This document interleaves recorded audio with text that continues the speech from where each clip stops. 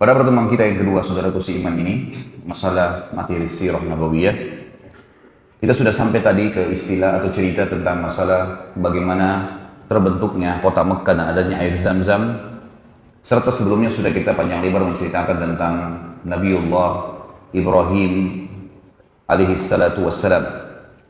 Dan kita sekarang melanjutkan kisah tentang kota Mekah. Ismail alaihissalam tumbuh besar di Mekah dan bergaul dengan suku Jurhum. Tadi yang saya bilang suku Jurhum adalah suku Arab yang keluar dari Yaman dan akhirnya membentuk komunitas di Mekah. Suku Jurhum ini, saudaraku seiman, berbahasa Arab.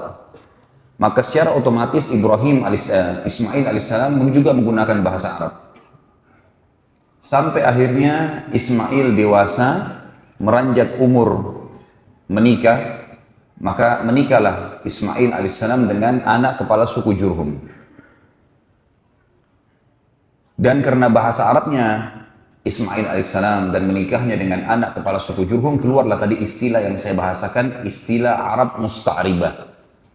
Orang-orang Arab yang terarabkan. Berjalan waktu, tentu saya ringkaskan karena ceritanya panjang. Ibrahim alaihissalam mendapat perintah dari Sang Pencipta Allah untuk mengunjungi Mekah. Dan akhirnya beliau datang mengunjungi Mekah, bertemu dengan istrinya Hajar. Dan kisah yang saya ambil adalah kunjungan beliau pada saat Ismail alaihissalam sudah menikah. Pada saat sudah menemui Hajar, kemudian dia bertanya di mana Ismail, kata Hajar sudah menikah, ada rumahnya sendiri. Tunjukkan di mana rumahnya, kata Ibrahim alaihissalam, tunjukkanlah rumahnya. Pas tiba di sana, Ibrahim alaihissalam mengucapkan salam, ternyata istrinya Ismail alaihissalam menjawab dari dalam. Kata Ibrahim setelah salam, di mana suamimu? Kata istrinya, lagi berburu. Dan Ismail alaihissalam sangat gemar berburu. Biasanya zaman dulu orang kalau berburu balik kembali 2 bulan, 3 bulan baru kembali. Kemudian kata Ibrahim alaihissalam, bagaimana kehidupan kalian?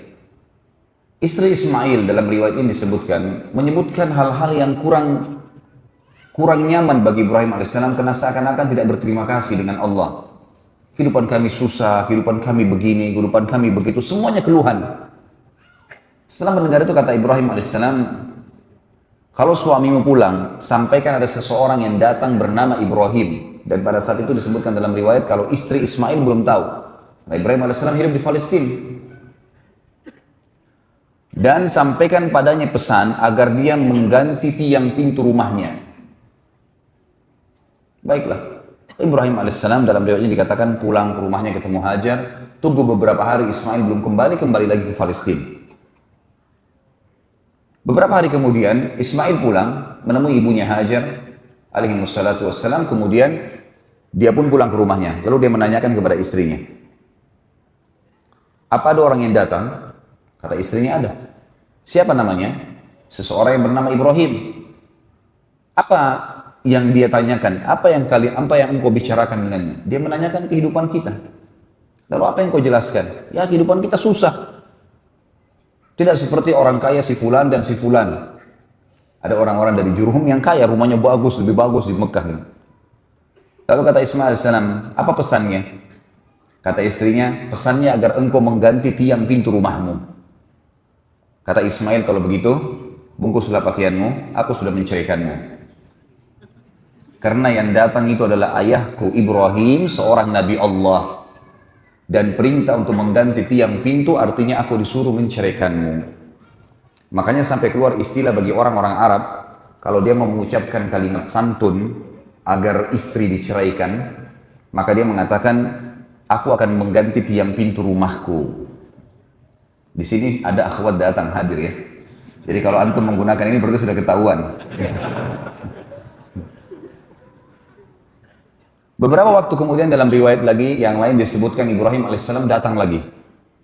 2 kali, tapi entah jeda waktunya berapa tahun tidak tahu. Datang lagi sekali, ketemu dengan Hajar alaihissalam, kemudian setelah ketemu Ismail lagi keluar. Baik, saya mau datang ke rumahnya. Diberikan salam, ternyata sudah wanita lain sekarang. Ismail alaihissalam sudah menikah dengan wanita lain dari Jurhum. Lalu Ibrahim bertanya alaihissalam, di mana suamimu? Lagi pergi berburu. Bagaimana kehidupan kalian? Alhamdulillah kehidupan kami cukup. Orang ini mukminah. Semuanya disyukuri sama dia. Setelah panjang lebar dia cerita, kata Ibrahim alaihissalam, kalau suamimu pulang sampaikan salam seseorang yang bernama Ibrahim dan sampaikan padanya agar dia mempertahankan tiang pintu rumahnya. Ini yang senyum-senyum sudah tahu cara bercerai ya. Bukan saya ajarin loh ya. Cerai dalam Islam itu hukumnya hal mubah yang paling Allah benci. Tapi ini adab terjadi di sejarah para nabi-nabi. Kali ini Ibrahim alaihissalam tidak langsung pulang. Nunggu di situ. Nunggu sampai Ismail alaihissalam datang. Dan ada sebuah riwayat yang dipastikan insya Allah kesahihannya menjelaskan bahwasanya Ibrahim alaihissalam belum pernah bertemu dengan Ismail kecuali di saat itu. Jadi belum pernah ketemu sebelumnya. Dari waktu bayi diletakkan pertama di Mekah yang kosong itu, belum pernah ketemu sampai Ismail sudah menikah. Jadi bisa belasan mungkin puluhan tahun. Tapi tidak disebutkan umur Ismail alaihissalam waktu itu berapa. Ada juga sebagian ulama yang menanggapi kisah ini mengatakan kemungkinan adalah Ismail alaihissalam pada saat itu sudah mencapai juga umur kenabian. Umur kenabian berarti 40 tahun. Yang berarti Ibrahim alaihissalam pada saat itu sudah 70 tahunan. Karena sudah hampir 80-an sekian. Ya. Maka ini sebuah pernyataan tentunya, tapi apapun itu yang jelas disampaikan kalau Ismail alaihissalam bertemu dengan Ibrahim. Setelah bertemulah dua orang ayah dan anak ini. Baru saja 2-3 hari ketemu, Ibrahim alaihissalam mimpi menyembelih anaknya. Maka pada saat itu pun Ibrahim alaihissalam memanggil Ismail di pagi hari, kemudian mengatakan, ya Ismail, sesungguhnya aku melihat dalam mimpiku, aku menyembelihmu. Kira-kira bagaimana pendapatmu? Ada sebagian orang yang mengatakan, di sini Ismail masih anak-anak, masih di bawah 10 tahun, masih di bawah 15 tahun. Tapi ditanggapi oleh para ahli sejarah yang lain atau para ulama yang lain, tidak mungkin anak-anak umur 15 tahun atau di bawah 10 tahun mau menerima lehernya disembelih. Masuk akal lagi kira-kira kalau antum punya anak 10 tahun, sini nak, saya mimpi saya sembelih kamu. Larilah dia. Jadi yang lebih dekat sebenarnya adalah memang Ismail sudah sampai pada umur yang ternobatkan menjadi nabi. Bahkan pendapat yang dirajihkan oleh sebagian besar ulama adalah Ismail sudah dinobatkan jadi nabi pada saat itu. Jadi dia sama ayahnya sudah sama-sama nabi. Cuman Ibrahim alaihissalam Rasul. Rasul berarti membawa syariat baru. Nabi hanya mengingatkan kaumnya apa yang disampaikan Nabi dan Rasul sebelumnya. Jadi Ismail tidak punya syariat baru. Beliau Nabi. Hanya menyampaikan kaumnya apa yang disampaikan ayahnya Ibrahim. Tapi Ibrahim Rasul. Bawa syariat. Dan bahkan termasuk ulul azm.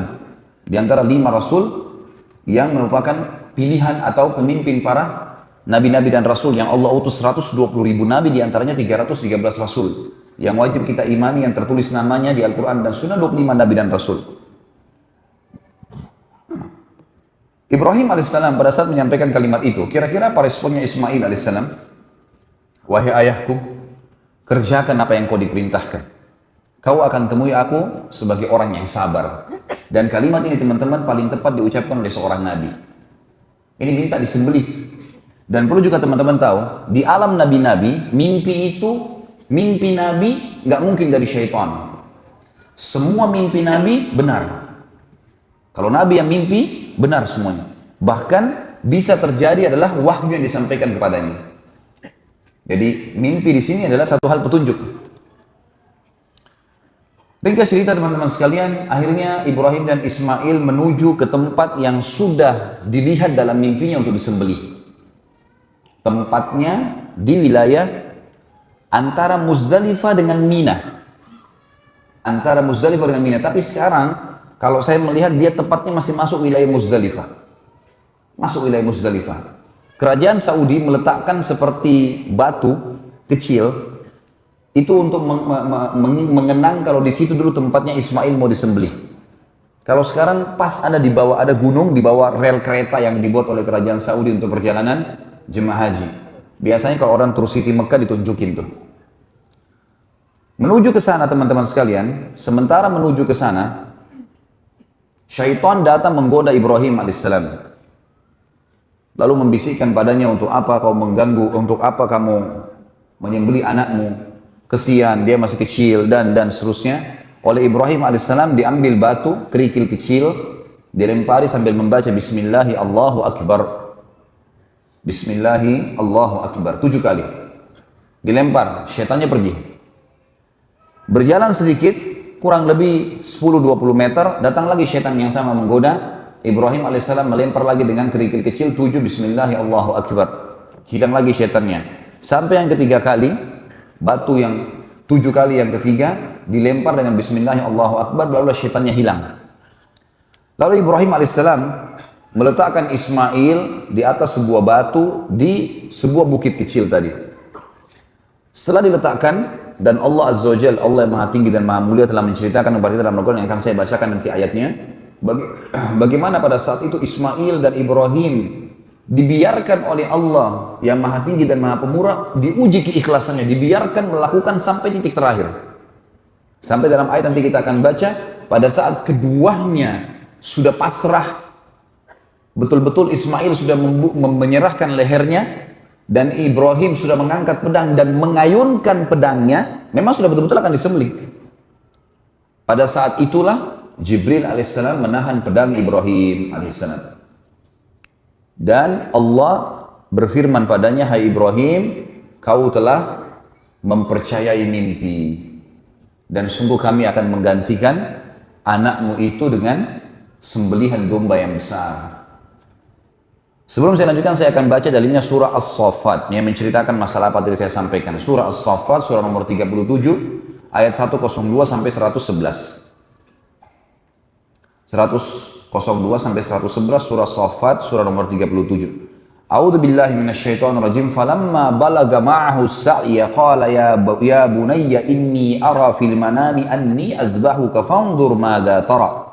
Qala ya abati fa'al ma tu'mar. Satajiduni insyaallahu minas sabirin. Falamma aslama wa tallahu lil jabin wa nadainahu ayya Ibrahim qad saddaqta ar-ru'ya inna kadzalika najzil muhsinin inna hadha lahuwal bala'ul mubin wa fadaynahu bidhibhin 'azim wa tarakna 'alayhi fil akhirin salamun 'ala Ibrahim kadzalika najzil muhsinin innahu min ibadinal mu'minin.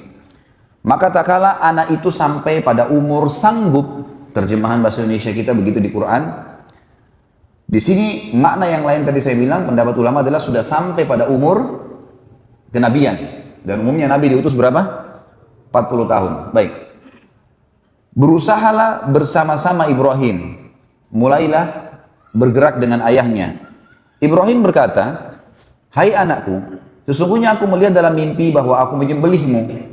Maka coba fikirkan apa pendapatmu. Bagaimana kira-kira menurut kamu? Ia menjawab, Ismail alaihissalam, hai ayahku. Dan di sini menggunakan kalimat abati. Ya abati. Saya pribadi menggunakan itu buat anak-anak saya. Mereka saya suruh panggil abati. Karena memang kalimat ini sebenarnya kalimat dalam bahasa Arab yang paling santun untuk memanggil ayah. Artinya itu apa? Ayahku sayang.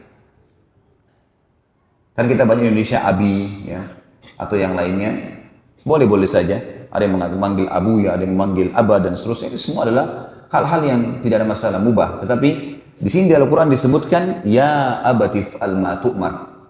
Wahai abati, wahai ayahku yang tercinta, kerjakanlah apa yang sedang engkau diperintahkan. Insya Allah engkau akan mendapatiku termasuk orang-orang yang sabar. Nggak ada anak 10 tahun bisa ngomong ini. Tak kala keduanya telah berserah diri dan Ibrahim membaringkan anaknya atas pelipisnya, nyatalah kesabaran keduanya. Tadi saya bilang, waktu Ibrahim alaihissalam sudah letakkan Ismail, Ismail sudah tutup matanya, sudah pasrahkan lehernya, Ibrahim alaihissalam sudah mengangkat pedang dan diayunkan, udah dua-duanya pasrah. Ini makna daripada tafsir falamma aslama. Pada saat keduanya sudah menyerahkan diri, sudah pasrah, watallahu lil jabin, sudah diletakkan di batu, sudah diangkat lehernya, pedangnya sudah diarahkan. Wa nadainahu ayya Ibrahim. Pada saat itulah kami panggil dia. Maksudnya Jibril alaihissalam memanggilnya. Tadi riwayat menjelaskan pedang Ibrahim dipegang oleh Jibril alaihissalam, ditahan. Kemudian dikatakan, hai Ibrahim. Sesungguhnya kamu telah membenarkan mimpi itu. Sesungguhnya demikianlah kami memberi balasan kepada orang-orang yang berbuat baik. Ya.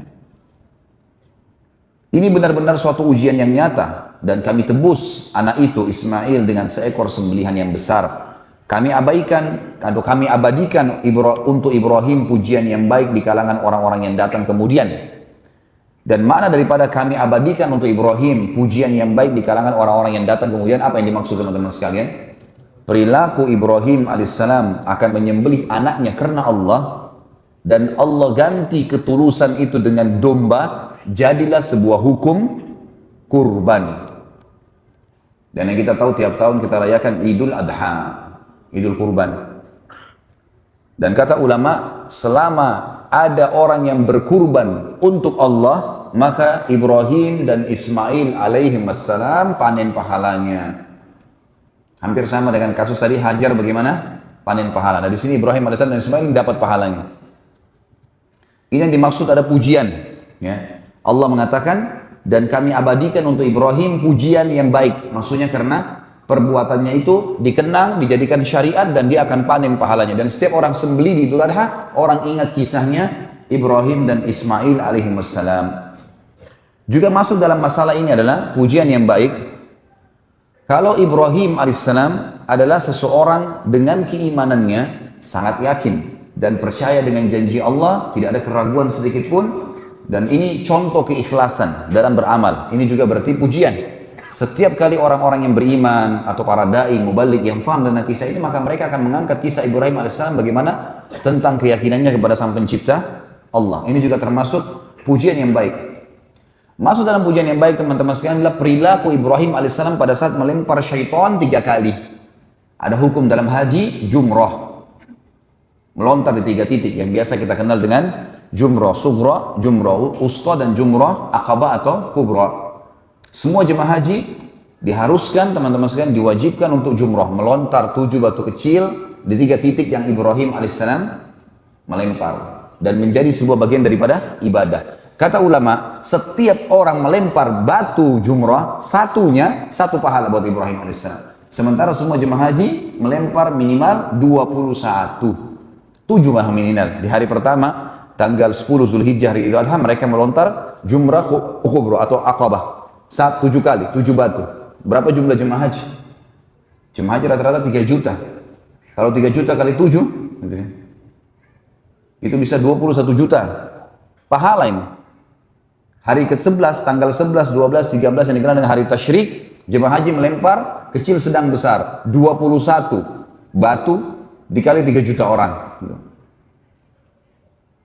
Itu sudah luar biasa pahala, berjuta-juta pahala didapatkan. Seperti itulah. Dan ini masuk dalam makna terjemahan atau tafsir dari firman Allah ayat 108 tadi, dan kami abadikan buat Ibrahim pujian yang baik di kalangan orang-orang yang datang kemudian.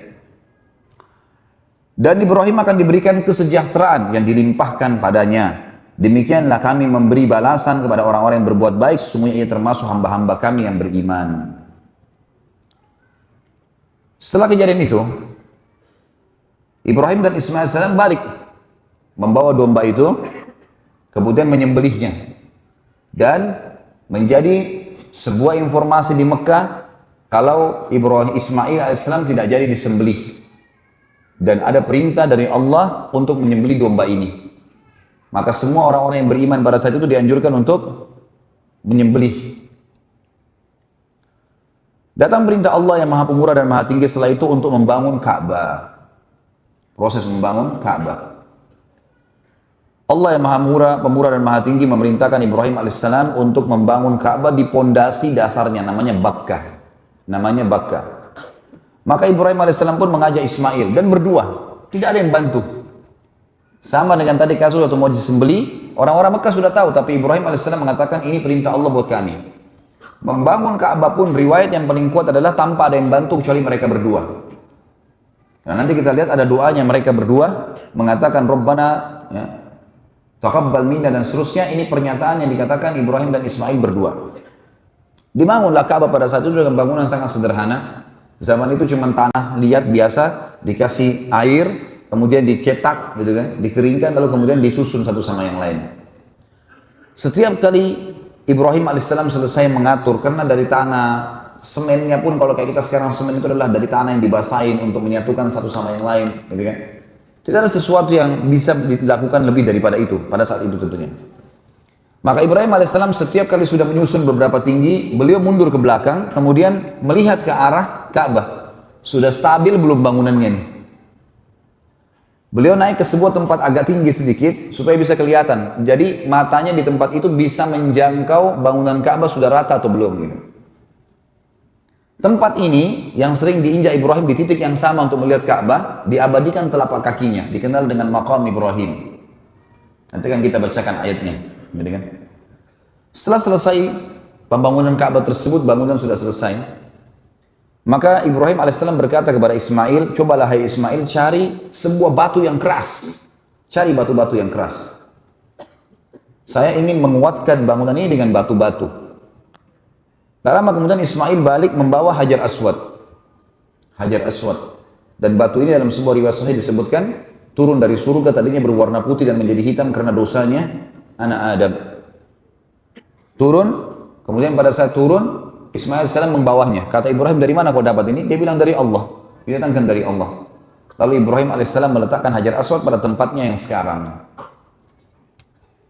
Setelah itu, Allah Subhanahu wa Ta'ala memerintahkan agar Ibrahim dan Ismail menjaga rumahnya dari kemusyrikan dan diajarkan tata cara tawaf di sekitar Ka'bah yang dimulai dari Hajar Aswad dan mencium Hajar Aswad sebagaimana sudah sekarang menjadi bagian daripada rukun haji dan umrah, tawaf itu sendiri, dan disunnahkan untuk mencium Hajar Aswad dan sholat di belakang maqam Ibrahim. Allah kekalkan semua perbuatan Ibrahim alaihissalam. Dan sekali lagi kata para ulama, selama ada orang tawaf, selama Ka'bah dijadikan kiblat, rujukan bagi umat Islam, berapa juta orang yang sujud ke sana, berapa juta orang yang tawaf, berapa juta orang yang cium Hajar Aswad, berapa juta orang yang sholat di belakang maqam Ibrahim, semuanya pahalanya kembali kepada dua manusia terbaik ini, Ibrahim dan Ismail alaihimus salatu wassalam.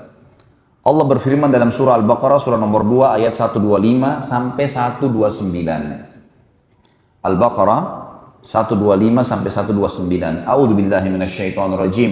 Wa idh ja'alna al-baita mathabatan lin-nasi wa amnan wattakhidhu min maqami Ibrahim musalla. وعهدنا إلى إبراهيم وإسماعيل أن طهر بيتي للطائفين والعاكفين والركع السجود وإذ قال إبراهيم رب اجعل هذا بلدا آمنا وارزق أهله من الثمرات من آمن منهم بالله واليوم الآخر قال ومن كفر فأمتعه قليلا ثم أضطره إلى عذاب النار وبئس المصير وإذ يرفع إبراهيم القواعد من البيت وإسماعيل ربنا تقبل منا إنك أنت السميع العليم ربنا وجعلنا مسلمين لك ومن ذريتنا أمة مسلمة لك وأرنا مناسكنا وتب علينا إنك أنت التواب الرحيم ربنا وبعث فيهم رسولا منهم يتلو عليهم آياتك ويعلمهم الكتاب والحكمة ويزكيهم إنك أنت العزيز الحكيم.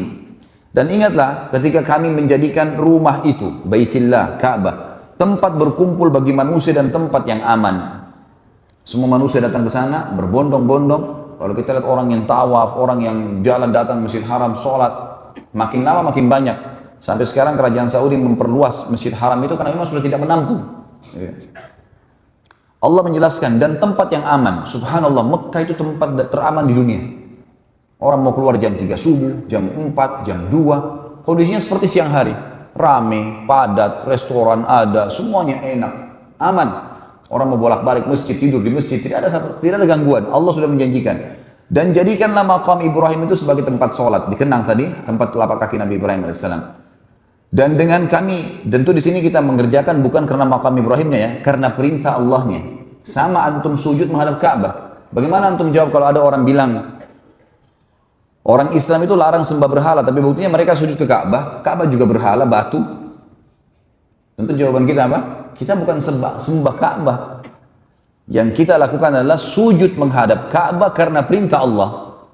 Kalau perintah Allah ke lautan, kita ke lautan. Kalau ke pohon, kita ke pohon. Perintahnya ke Ka'bah. Makanya Ka'bah rumah. Dinamakan Baitillah iya. Kalau rusak, diperbaiki. Saya pernah waktu masih mahasiswa sana, pernah bangunannya diperbaiki, renovasi, diperbaiki. sampai Ka'bahnya ditutup full, diperbaiki semua, dikokohkan lagi. Kiswanya diganti setiap tahun.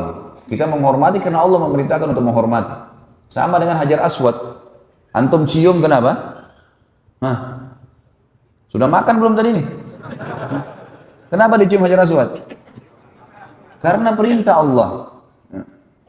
Kenapa kita tawaf? Karena perintah Allah. Kenapa kita sa'i? Karena perintah Allah. Kenapa kita menyembelih? Karena perintah Allah. Kenapa bahkan kita hidup di sini dan kita mengerjakan apa kita menikmati yang halal, meninggalkan haram, semua karena perintah Allah. Seorang suami baik sama istrinya, bakti sama orang tuanya, mengurus anak-anaknya, mencari nafkah banting tulang, istrinya mentaati suaminya, membersihkan rumah, merawat dirinya, merawat anak-anaknya, merawat suaminya, semua karena Allah. Pernah Umar bin Khattab berdiri depan Hajar Aswad, kemudian beliau berkata dengan suara keras di musim haji, supaya orang semua dengar, "Hai Hajar Aswad, saya benar-benar demi Allah tahu kau hanya batu biasa. Kalau bukan saya dengar, kalau saya tidak melihat, kalau bukan karena saya melihat Rasulullah SAW menciummu, saya tidak akan menciummu." Maksudnya menghormati Hajar Aswad, iya, tapi jangan sampai berlebihan. Harus digarisbawahi poin itu, sehingga tidak ada hal-hal yang salah di sini. Umar bin Khattab pernah menebang pohon yang dikenal dengan syajarah tempat baiat Ridwan. Nanti kita pelajari itu pada saat sulh Hudaybiyah, kesepakatan Hudaybiyah. Ada pohon di situ, Nabi SAW pernah membaiat 1398 sahabat. Sebenarnya jumlah mereka 1400. Sama Nabi satu orang munafik ikut, tidak mau membaiat Nabi SAW. 1398 yang membaiat. Lalu Nabi SAW menjamin semua ashabus syajarah yang membaiat Nabi di bawah pohon, gitu kan? Dikenal dengan baiat Ridwan, itu pasti masuk surga. Pohon ini di zaman Umar bin Khattab banyak orang datang sembah-sembah, sholat di situ, gantung surbannya, ikat untahnya, menganggap berkah. Apa yang Umar lakukan? Izinkan Umar tebang pohon itu. Sama Umar ditebang. Karena ini pohon, setelah baiat pun Nabi SAW tidak pernah satu kali pun datang ke sana, tidak pernah suruh hormati pohon itu, tidak pernah juga mengunjunginya secara khusus, nggak ada. Sama dengan Gua Hira, sama dengan Jabal Nur itu kemudian Jabal Thur, tempatnya Nabi SAW sembunyi. Satu kali saja, setelah hijrah ke Madinah, setelah menerima wahyu, Iqra bismi rabbikal ladzi khalaq, ini setelah itu Nabi SAW tidak pernah ke Gua Hira, tidak pernah datang secara khusus ke gunung Jabal Nur, seperti banyak sekarang jemaah haji yang melakukan, sengaja naik jauh-jauh sampai ada yang jatuh, meninggal.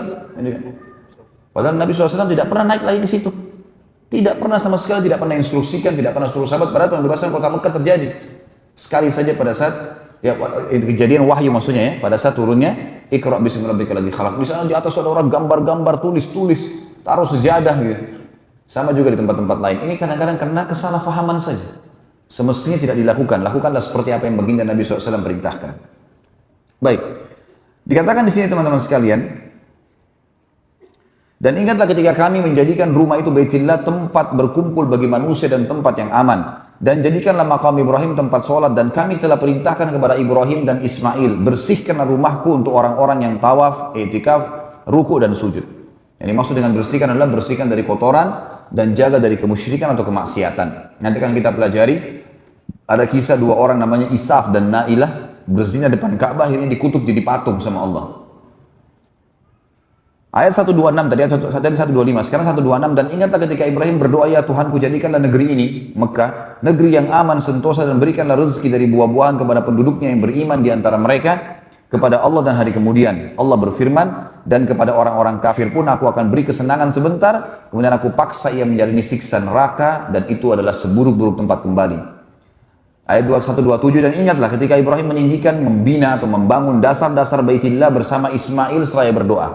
Ini tadi yang saya bilang teman-teman, saya saksi bahasan para ulama tafsir tentang Ibrahim dan Ismail hanya berdua membangun Ka'bah. Karena instruksi Allah begitu, tidak minta tolong sama orang. Makanya dikatakan di ayat di sini, dan ingatlah ketika Ibrahim meninggikan dasar-dasar Baitillah bersama Ismail. Bisa saja Allah mengatakan bersama Jurhum, bersama masyarakat Mekah, gitu kan. Seraya berdoa, ya Tuhan kami, terimalah dari kami amalan kami, sungguhnya Engkau lah yang maha mendengar lagi maha mengetahui. Dan ini sunnah teman-teman sekalian. Setiap kali kita sudah berbuat apa-apa, amal ibadah apapun, usahakan selalu diikutkan dengan doa Rabbana taqabbal minna innaka antas samiul alim wa tub alaina innaka antat tawwabur rahim. Tapi di sini yang depannya adalah Rabbana taqabbal minna innaka antas samiul alim. Kalimat ini teman-teman sekalian diucapkan oleh dua nabi yang mulia walaupun mereka sudah tahu ini perintah Allah, mereka nabi Allah dan mereka sudah ikhlas kepada Allah, tapi mereka masih mengatakan, ya Allah terimalah dari kami. Sesungguhnya engkau yang maha mendengar lagi maha mengetahui. 128 ayat 128, ya Tuhan kami, jadikanlah kami berdua orang yang tunduk patuh kepada engkau, dan jadikanlah di antara anak cucu kami umat yang tunduk dan patuh juga kepada engkau, dan tunjukkanlah kepada kami cara-cara dan tempat-tempat ibadah haji kami, dan terimalah taubat kami, sungguhnya engkau lah yang maha penerima taubat lagi maha penyayang. Jadi pada saat itu sudah ada berita datang dari Jibril alaihissalam, setelah bangun Ka'bah, setelah proses tadi adanya proses penyembelihan kurban yang tidak jadi penyembelihannya, kemudian proses jumrah melontar syaitan tadi, kemudian proses istrinya Ibrahim alaihissalam Hajar pada saat sa'i antara Safa dan Marwah dimasukkan nanti dalam rangkaian manasik haji dan umroh itu. Kemudian dikatakan, dan terimalah taubat kami, sungguhnya engkau maha penerima taubat lagi maha penyayang. 129, ya Tuhan kami, utuslah untuk mereka seorang rasul dari kalangan mereka. Kata para ulama maksudnya adalah Nabi Muhammad alaihi wassalatu wassalam. Karena setelah meninggalnya Ismail tidak ada nabi di Mekah kecuali Nabi Muhammad sallallahu alaihi wasallam. Yang akan membacakan, utuslah, ya Allah Tuhan kami, utuslah kepada mereka seorang rasul dari kalangan mereka yang akan membacakan kepada mereka ayat-ayat engkau dan mengajarkan kepada mereka Alkitab atau Al-Quran dan hikmah, al-hikmah artinya sunnah, serta mensucikan mereka, sungguhnya engkau adalah zat yang maha kuasa lagi maha bijaksana. Kalau tentang maqam Ibrahim juga ada disebutkan dalam ayat lain teman-teman sekalian, disebutkan dalam surah Al-Imran surah nomor 3 ayat 97. A'udzu billahi minasyaitonir rajim, fihi ayatum bayyinatum maqamu Ibrahim wa man dakhalahu kana amina walillahi 'alan nasi hajjul baiti man istata'a ilaihi sabila wa man kafara fa innallaha ghaniyyun 'anil 'alamin. Padanya di sekitar Ka'bah itu terdapat tanda-tanda yang nyata kalau memang kisah Ibrahim benar. Allah pastikan di antaranya ada maqam Ibrahim, pijakan kakinya. Barang siapa yang memasuki Baitillah menjadi amanlah ia. Mengerjakan haji adalah kewajiban manusia terhadap Allah. Tentu dalam Islam wajibnya adalah yang pertama satu kali, sisanya menjadi sunnah. Yaitu bagi orang-orang yang sanggup mengadakan perjalanan ke Baitillah. Sanggupnya baik dia sanggup karena harta dan fisiknya sudah ada atau dia dibayarkan oleh orang lain. Masuk di dalamnya kesanggupan. Barang siapa yang mengingkari kewajiban haji, maka sungguhnya Allah Maha Kaya tidak memerlukan sesuatu dari semesta alam. Dan ini disebutkan di dalam sebuah riwayat kalau Umar bin Khattab radhiyallahu anhu memerintahkan para pengawal-pengawalnya, panglima perangnya untuk mendatangi semua wilayah kaum muslimin, kemudian melihat kalau ada orang-orang yang tidak pergi haji sementara dia mampu dan belum pernah haji, untuk diambil hartanya sebagai jizyah. Karena dianggap dia mengingkari haji. Kenapa dia nggak pergi? Gitu ya. Ini kewajiban dari Allah Subhanahu wa Ta'ala.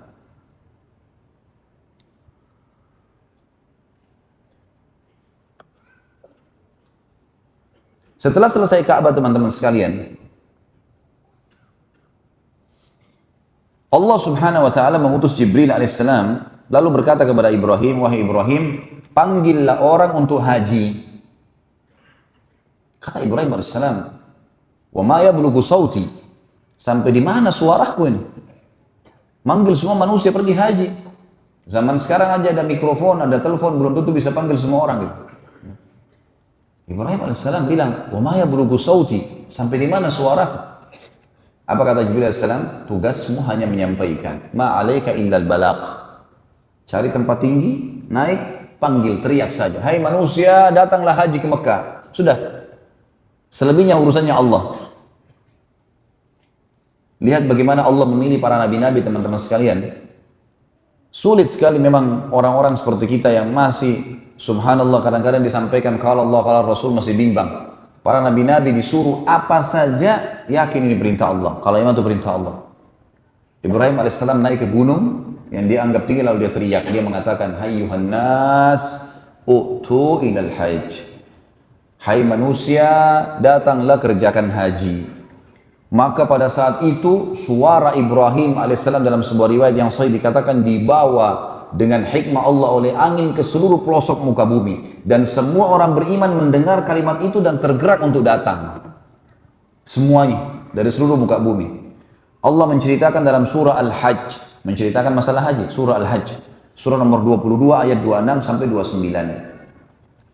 26 sampai 29. A'udzu billahi minasyaitonir rajim. Wa idh bawwa'na li Ibrahim makanal baiti alla tusyrik bi syai'an wa tahhir baiti lit-ta'ifin wa tahhir baiti lit-ta'ifin wal qa'imin war ruk'is sujud. وَعَذِّمْ فِي النَّاسِ بِالْحَجِّ يَأْتُوكَ رِجَالًا وَعَلَى كُلِّ ضَامِرٍ يَأْتِينَ مِنْ كُلِّ فَجٍّ عَمِيقٍ لِيَشْهَدُوا مَنَافِعَ لَهُمْ وَيَذْكُرُوا اسْمَ اللَّهِ فِي أَيَّامٍ مَّعْلُومَاتٍ عَلَى مَا رَزَقَهُم مِّن بَهِيمَةِ الْأَنْعَامِ فَكُلُوا مِنْهَا وَأَطْعِمُوا الْبَائِسَ الْفَقِيرَ ثُمَّ لْيَقْضُوا تَفَاثَهُمْ وَلْيُوفُوا نُذُورَهُمْ وَلْيَطَّوَّفُوا بِالْبَيْتِ الْعَتِيقِ.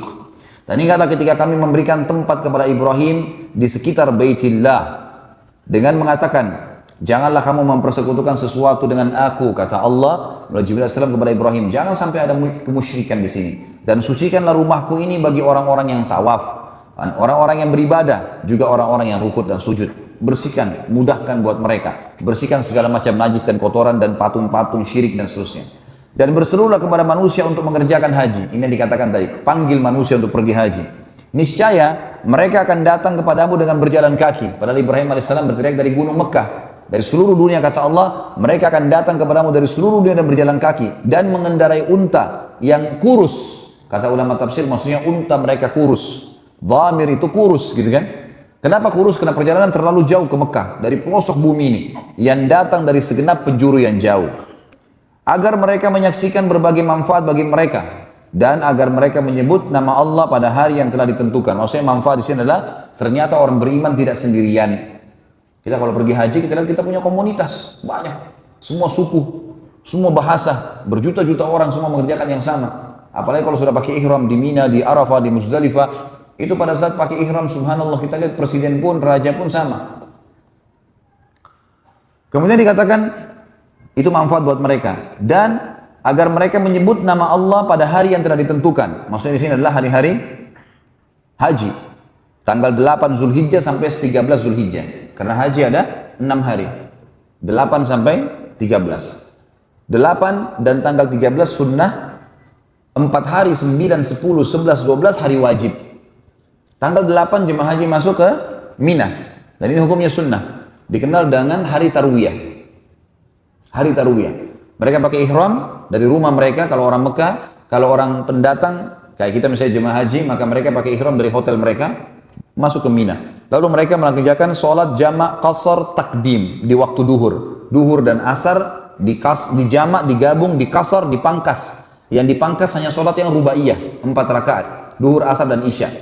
Dan kasus jamak, jadi tidak ada qasar kecuali 4 rakaat ya. Subuh nggak mungkin jadi 1, maghrib nggak mungkin 1,5, gitu kan. Dan jamak hanya boleh duhur sama asar dan maghrib sama isya, nggak boleh yang lain. Jadi duhur sama asar, maghrib sama isya, nggak boleh asar sama maghrib, nggak boleh isya sama subuh, nggak boleh subuh sama duhur. Yang bisa hanya duhur sama asar saja, maghrib sama isya saja. Dan yang dipangkas, dikasar hanya yang rubaiyah 4 rakaat, duhur sama asar dan isya. Maghrib kalau jamak dengan isya cuma tetap 3 dan isyanya yang 2. Di takdim, dimajukan di waktu duhur. Jemaah haji di sana bertasbih, bertahlil, bertakbir kepada Allah, ya. Mereka mengatakan subhanallah, la ilaha illallah, Allahu akbar, berzikir, membaca Al-Quran. Biasanya kalau travel kita atau jemaah kita diadakan pengajian.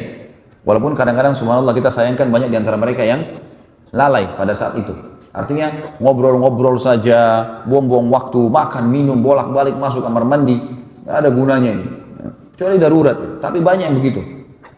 Ringkas cerita, di jamak qasar takdim, kemudian sampai maghrib juga sama, di jamak sama isya, di qasar isyanya, dan di takdim di waktu maghrib. Kemudian mereka istirahat. Tanggal 9, hari Arafah, hari wajib. Kan tadi saya bilang 8 sampai 13. Tanggal 9, jemaah haji masuk ke Arafah. Dan ada 3 lokasi kita di musim haji. Mina, Arafah, Muzdalifah. Enggak ada lokasi lain, 3 ini. 3 ini, tentu ada Masjidil Haram, nanti itu lain. Masjidil Haram itu wilayah yang ini berdekatan, yang kita harus dikenal dengan Masjidil Haram. Nanti tanggal 9 kita masuk ke Arafah, habis sholat duha, kemudian pakai baju ihram, ini hari wajib haji. Kata Nabi SAW, Al-Hajju Arafah. Haji adalah Arafah.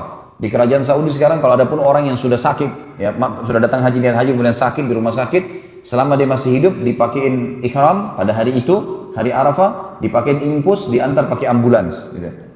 Karena hadir di Arafah adalah sebuah kewajiban, dianggap sudah haji. Yang lainnya kalau punya udur, sakit dan sebagainya bisa diganti dengan sembelihan. Baik, Tanggal 9 itu teman-teman sekalian jemaah haji timbul, tunggu sampai dari pagi, duha sampai terbenam matahari. Dan tidak boleh tinggalkan Arafah sebelum terbenam matahari. Dan kata Nabi SAW, tidak ada hari sepanjang tahun, tidak ada hari-hari ya, yang lebih banyak Allah membebaskan hambanya dari neraka dibandingkan hari Arafah. Makanya orang yang haji dianjurkan perbanyak ibadah, yang tidak haji dianjurkan puasa. Puasa hari Arafah. Yang kata Nabi SAW dalam hadis Bukhari Muslim, tanggal 9 Zulhijjah, ini satu hari sebelum Idul Adha. Puasa hari Arafah yukaffiru sanatal madhiyah wal baqiyah. Puasa hari Arafah bisa membersihkan dosa-dosa 365 hari yang lalu, satu tahun, dan 365 hari ke depan. Jadi kita dapat 700 sekian hari pembersihan dosa dengan satu hari puasa. Malam tanggal 9 dianjurkan jemaah haji ke Muzdalifah. Dan ini disunnahkan, sunnah mentakhirkan sholat di jamak maghrib isya, tapi diterlambatkan di waktu isya dan isyanya dipangkas, sholatnya di Muzdalifah. Lewat tengah malam, kalau bisa tunggu sampai subuh bagus, kalau nggak bisa maka lewat tengah malam sudah boleh menuju ke lokasi yang setelahnya. Atau kalau kita anggap sunnahnya kita selesaikan sampai subuh hari tanggal 10, ini Idul Adha. Jemaah haji di Idul Adha ini mengerjakan salah satu dari 3 perbuatan yang semuanya wajib. Tapi kalau salah satunya dikerjakan sudah boleh tahallul, berkurban, atau jumrah aqabah, atau tawaf ifadah, tawaf wajibnya haji. Cuman teman-teman kalau kita sudah kurban, kita juga sudah jumrah, ya. Salah satunya kalau 3 sudah dikerjakan sudah boleh tahallul, ganti baju biasa, tapi tetap wajib dikerjakan. Cuma kalau antum masih baru kurban dan baru jumrah aqabah, belum tawaf ifadah, ini semuanya halal kecuali suami istri, belum boleh berhubungan walaupun sudah pakai baju biasa. Dia jadi halal berhubungan kalau selesai tawaf ifadah. Dan jumrah aqabah di tanggal 10 wajib diselesaikan pada saat itu. Kalau yang kurban dan juga tawaf ifadah boleh sampai selesai haji, hari tasyrik, maksudnya di hari terakhir, sampai tanggal 13 Zulhijjah. Itu tanggal 10. Tanggal 11, 12, 13 dengan hari tasyrik. 11, 12 wajib, tanggal 13 sunnah. Ini kerjanya jemaah haji pakai baju biasa saja. Mereka menjamak duhur asar, jamak qasr takdim, maghrib isya, jamak, di qasr isya'nya di jamak takdim juga selama 3 hari. Dan tiap hari mereka cuma jumrah, melontar kecil sedang besar, kecil sedang besar, kecil sedang besar. Bagi perempuan boleh diwakilkan kepada laki-laki. Biasanya di Indonesia dikatakan kalau tanggal 12 tinggalkan Mina, ini tinggalnya di Mina. Ya. Kalau mereka meninggalkan Mina dikenal dengan nafar awal. Tapi Allah alam saya sendiri tidak pernah temukan istilah ini ya. Ini nafar awal, dan kalau tinggal sampai tanggal 13 dikenal dengan nafar thani. Tapi mestinya dikatakan adalah lebih afdal, ini boleh keluar dari jemaah haji di hari tanggal 12 tapi tanggal 13 lebih afdal. Kata Allah liman ittaqa. Itu kurang lebih ringkas masalah haji. Tentu fadilah haji banyak sekali tentunya. Di antaranya siapa yang pergi haji tidak rafath, tidak mengucapkan kata sayang, cinta, rindu kecuali pada pasangan halalnya, tidak fusuk menyentuh secara fisik, salaman, ciuman, pelukan, dan juga tidak jidal, berdebat-debat di haji. Maka dia akan pulang seperti baru dilahirkan oleh ibunya. Dalam hadis lain dikatakan haji mabrur tidak ada balasan kecuali surga. Haji mabrur itu haji yang mengikuti rukun dan syarat-syaratnya. Juga dalam hadis lain dikatakan haji dan umrah dikerjakan secara berkesinambungan akan menghilangkan kesusahan hidup dan kemiskinan sebagaimana api menghilangkan karat dari besi. Kata para ulama dari ayat tadi, di mana Ibrahim alaihissalam menjadi penyebab daripada terjadinya haji ini, maka semua rangkaian haji dipanen pahalanya oleh Ibrahim dan Ismail alaihi wassalatu wassalam. Ini yang dimaksud dengan agar mereka menyaksikan berbagai manfaat bagi mereka dan agar mereka menyebut nama Allah pada hari-hari yang ditentukan. Tadi sudah saya sebutkan tadi, atas rezeki yang Allah telah berikan kepada mereka berupa binatang ternak. Karena di hari tasyrik, 4 hari itu, hari nahar atau hari Idul Adha, tanggal 10 Zulhijjah, hari tasyrik 11, 12, 13, ini 4 hari hari makan dalam Islam. Namanya hari makan, hari menikmati daging kurban. Dan di 4 hari ini hukumnya tidak boleh berpuasa. Tidak boleh berpuasa. Ya. Baik, di sini dikatakan oleh Allah agar atas rezeki yang telah Allah berikan kepada mereka berupa binatang ternak. Dan ini binatang ternak teman-teman sekalian juga perlu digarisbawahi, ada istilah hadyu. Hadyu itu adalah antum berkurban walaupun bukan di musim haji. Kan kita sekarang kebanyakan kita berkurban hanya di musim haji kalau haji ya. Kalau umrah biasanya kita tidak kerjakan kurban kan. Padahal sebenarnya ada istilah hadyu. Nanti akan kita pelajari di masalah kesepakatan Hudaybiyah, di mana Nabi SAW waktu mau umrah pada saat itu membawa hadyu dari Madinah. Hewan-hewan kurban yang niatnya dikurbankan di Mekah karena Allah. Pada saat lagi selesai mengerjakan ibadah haji, ibadah umrah. Jadi selain haji juga umrah ada binatang ternak. Dan dari sini juga sebuah hukum bolehnya kita berkurban hewan ternak kapan saja, tentu yang puncak ini Idul Adha. Tapi kalau antum misalnya mengundang orang, sembelih, memberi makan orang lain, ini semua adalah perbuatan yang baik. Ya. Maka makanlah sebagian darinya, dan sebagian lagi berilah untuk dimakan orang-orang yang sengsara dan fakir. Satu hal lagi kita ambil hukum di sini teman-teman dari ayat adalah Idul Kurban, ya, Idul Adha, memberikan gambaran kepada kita tentang pentingnya hewan yang namanya kambing dan domba. Ada hadis Nabi SAW yang berbunyi, hadis sahih riwayat Bukhari, sebaik-baik harta seorang muslim adalah domba, kambing. Jadi kalau antum mau pelihara hewan, pelihara kambing. Maaf ini, jangan tersinggung. Kalau ada teman-teman yang suka pelihara kucing misalnya, bukan tidak boleh, bukan tidak boleh. Abu Hurairah pernah pelihara, bahkan Abu Hurairah namanya Abdurrahman ibn Sakhr radhiyallahu anhu, gitu kan? Diberikan julukan Abu Hurairah karena Hurairah diambil dari kata-kata hira yang berarti kucing. Tapi beliau satu-satunya sahabat yang pelihara kucing, yang lainnya tidak pernah. Nabi SAW juga tidak pernah pelihara kucing. Lebih baik antum biarkan bebas hidup, lebih bagus, lebih afdal. Jangan lagi dipelintir perkataan saya. Hah? Sekarang banyak ahli pelintir. Nanti keluar lagi fatwa menyesatkan Khalid Basalam tanpa dilihat, tanpa disortir gitu. Ini saya bilang lebih baiknya, karena hewan yang haram dimakan dagingnya, haram ditransaksikan. Ya, itu kaidahnya. Kucing termasuk hewan yang bertaring, ya kan? Dibolehkannya untuk dipelihara oleh sebagian ulama karena dilihat Abu Hurairah pernah pelihara, tapi bukan menjadi sebuah kebiasaan para sahabat, bukan juga Nabi. Maka lebih baik antum biarkan. Ada orang subhanallah biayai kucing satu bulan 3 juta di Jakarta. Makannya lah, ada salonnya lah, ada bajunya lah, ada macam-macam. Kalau dia biayai anak yatim berapa pahalanya? 3 juta biaya anak yatim kan bagus ya. Sama juga banyak orang pelihara, maaf jangan tersinggung lah, dan jangan dipelintir.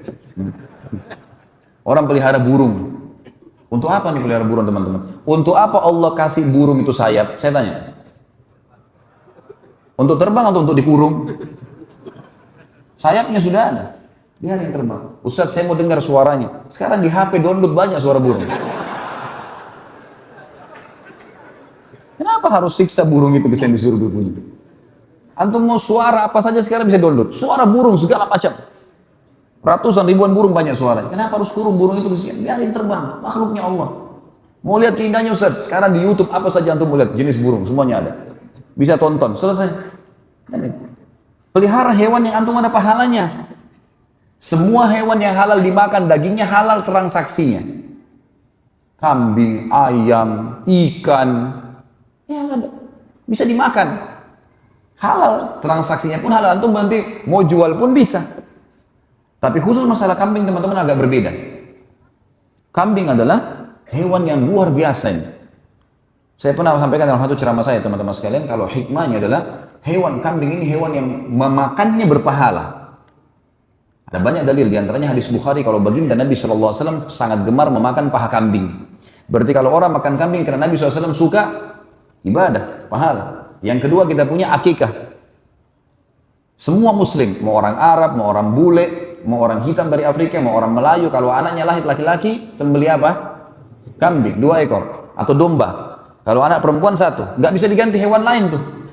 Kalau akikah, harus hewan itu memang. Dan sunnahnya memakan sebagian dari dagingnya. Kita juga punya Idul Kurban yang sedang kita bahas sekarang. Boleh sapi, boleh unta, tapi afdalnya kambing. Karena Nabi SAW sendiri waktu itu, Nabi SAW mampu sembelih unta, tapi beliau tidak sembelih, beliau sembelih domba. Bahkan beliau menyembelih 65 ekor alaihi salatu wassalam, yang beliau sembelih sendiri. Kalau nggak salah 15 ekor, sisanya Ali bin Abi Thalib yang melanjutkan sembelihannya. Jadi lebih afdal gitu. Dan juga perlu kita garis bawahi dari kisah kejadian kita, waktu Ismail tidak jadi disembelih, apa yang digantikan? Domba. Alhamdulillah, berarti sudah paham gitu kan. Kadang-kadang kita di Indonesia bilang apa? Nggak enak dagingnya Ustaz. Atau kolesterol. Apalah, darah tinggi. Mana buktinya? Sudah ada, bisa ada buktinya nggak? Nggak ada buktinya teman-teman. Yang membuat masalah bukan daging kambingnya, bumbu yang antum taruh. Bumbunya santan, minyak, garam banyak, itu jadi masalah, bukan kambingnya. Allah sudah suruh, dan Nabi SAW mengatakan sebaik-baik hewan adalah kambing. Nabi SAW hampir setiap hari minum konsumsi susu kambing. Dan banyak fakta-fakta, kalau antum baca di Google itu tentang fakta manfaat dari susu kambing dari kambing itu banyak sekali. Yang jelas teman-teman di sini dikatakan firman Allah, dan agar mereka menyaksikan berbagai manfaat bagi mereka dan agar mereka menyebut nama Allah pada hari-hari yang ditentukan atas rezeki yang Allah berikan kepada mereka berupa binatang ternak. Binatang ternak dikatakan di sini adalah kambing dan domba. Karena ini yang banyak disembeli di zaman itu atau di waktu musim haji. Maka makanlah, makan. Disuruh makan dagingnya. Berarti ada ibadah dalam memakannya.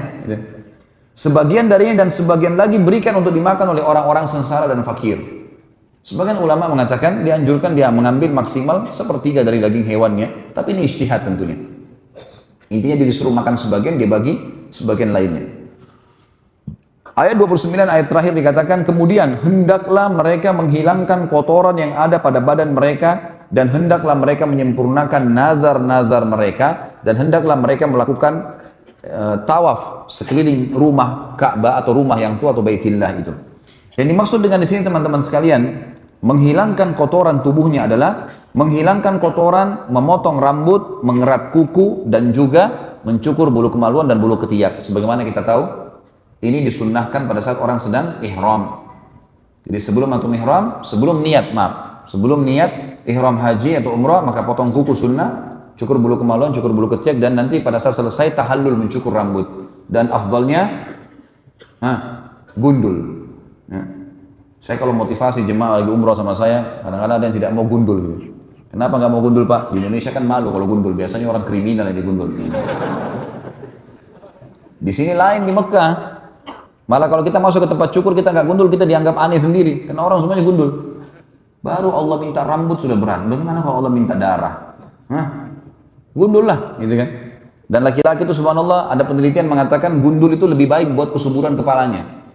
Beda dengan perempuan. Kulit kepala laki-laki memang makin sering gundul maka makin bagus. Tapi hubungkanlah dengan ibadah, artinya dengan umroh dan haji. Kemudian dikatakan di sini tadi ya, kemudian hendaklah mereka menghilangkan kotoran. Yang dimaksud kotoran kata ulama tafsir adalah tadi yang sudah saya sebutkan, bulu ketiak, bulu kemaluan, kuku, dan memotong rambut pada saat lagi tahallul. Kemudian dikatakan juga, dan agar mereka menjalankan nazar-nazar mereka. Maksudnya adalah nazar-nazar yang baik untuk ibadah haji. Seperti misalnya, ya, dia mengatakan dalam doanya, ya Allah mudahkanlah haji ini buat saya, ya, berkahilah dan seterusnya. Dan kalau saya berhasil selesai haji, maka saya akan bersedekah sekian, gitu kan? Itu nazar-nazar yang positif. Walaupun nazar ini dalam pandangan jumhur ulama adalah hukumnya makruh, nazarnya. Karena kalau berhasil, maka wajib untuk dijalankan, dosa kalau enggak. Lebih baik seseorang itu melakukan sesuatu, kalau berhasil dia langsung sedekah setelahnya, atau dia ya, berbuat kebaikan, berdoa atau sujud syukur kepada Allah sebagai tanda terima kasihnya kepada Allah yang Maha Pemurah. Baik, kita akan tutup teman-teman sekalian pertemuan kita pada malam ini dengan awal munculnya kemusyrikan. Dan itu di tangan seseorang yang bernama Amru bin Luhai. Amru bin Luhai. Hafal nama itu. Amru bin Luhai. Nama ini luar biasa ini. Karena baginda Nabi SAW mengatakan apa? Aku diperlihatkan Amru bin Luhai di neraka. Isi perutnya keluar sambil dia memegangnya. Kan di neraka orang tidak mati. Gitu. Gak ada kematian, jadi dia disiksa sambil dia merasakan walaupun semua tubuhnya terpotong-potong tidak mati. A'udzubillah minan nar. Karena dialah orang yang pertama mengganti ajaran Ibrahim alaihissalam. Kita mulai kisahnya. Di Mekah teman-teman, setelah Ibrahim alaihissalam meninggal, Ismail alaihissalam meninggal, tetap manusia dalam keadaan tentram. Saya terus terang secara pribadi coba menelusuri, artinya mencari tahu berapa tahun kira-kira kisah antara Ibrahim Ismail alaihissalam dengan munculnya Amr bin Luhai, tapi saya tidak temukan. Banyak buku-buku sejarah langsung meringkaskan munculnya perilaku atau munculnya kemusyrikan di Jazirah Arab, awal munculnya di tangan Amr bin Luhai. Tapi selisih tahun tidak disebutkan. Intinya setelah meninggal dua nabi yang mulia ini. Kemungkinan besar cukup lama gitu. Di Mekah teman-teman, suku Jurhum, masih ingat tadi suku ini ya? Masih ingat nggak? Baik. Suku Jurhum ini teman-teman berkembang pesat dan sekarang menjadi keluarganya Ismail alaihissalam, karena Ismail juga menikah dari situ, gitu kan? Suku Jurhum ini teman-teman, rupanya dengan adanya musim haji, mendapat keuntungan yang banyak. Karena mereka dagang makanan, dagang minuman, seperti sekarang. Ya, sampai orang-orang sampai sekarang mengatakan, kalau orang pakar ekonomi Islam mengatakan tempat yang paling menguntungkan seluruhnya itu kalau bisnis di Mekah dan Madinah.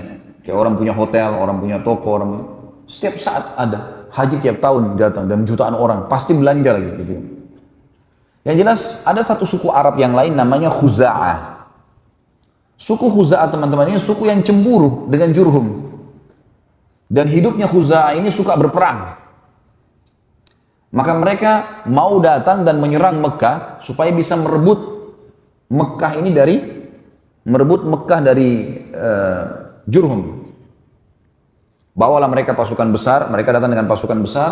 Jurhum tahu, zaman itu dulu Mekah ada bentengnya, ditutup pintu gerbang. Mereka juga persiapkan, ringkas cerita terjadi peperangan.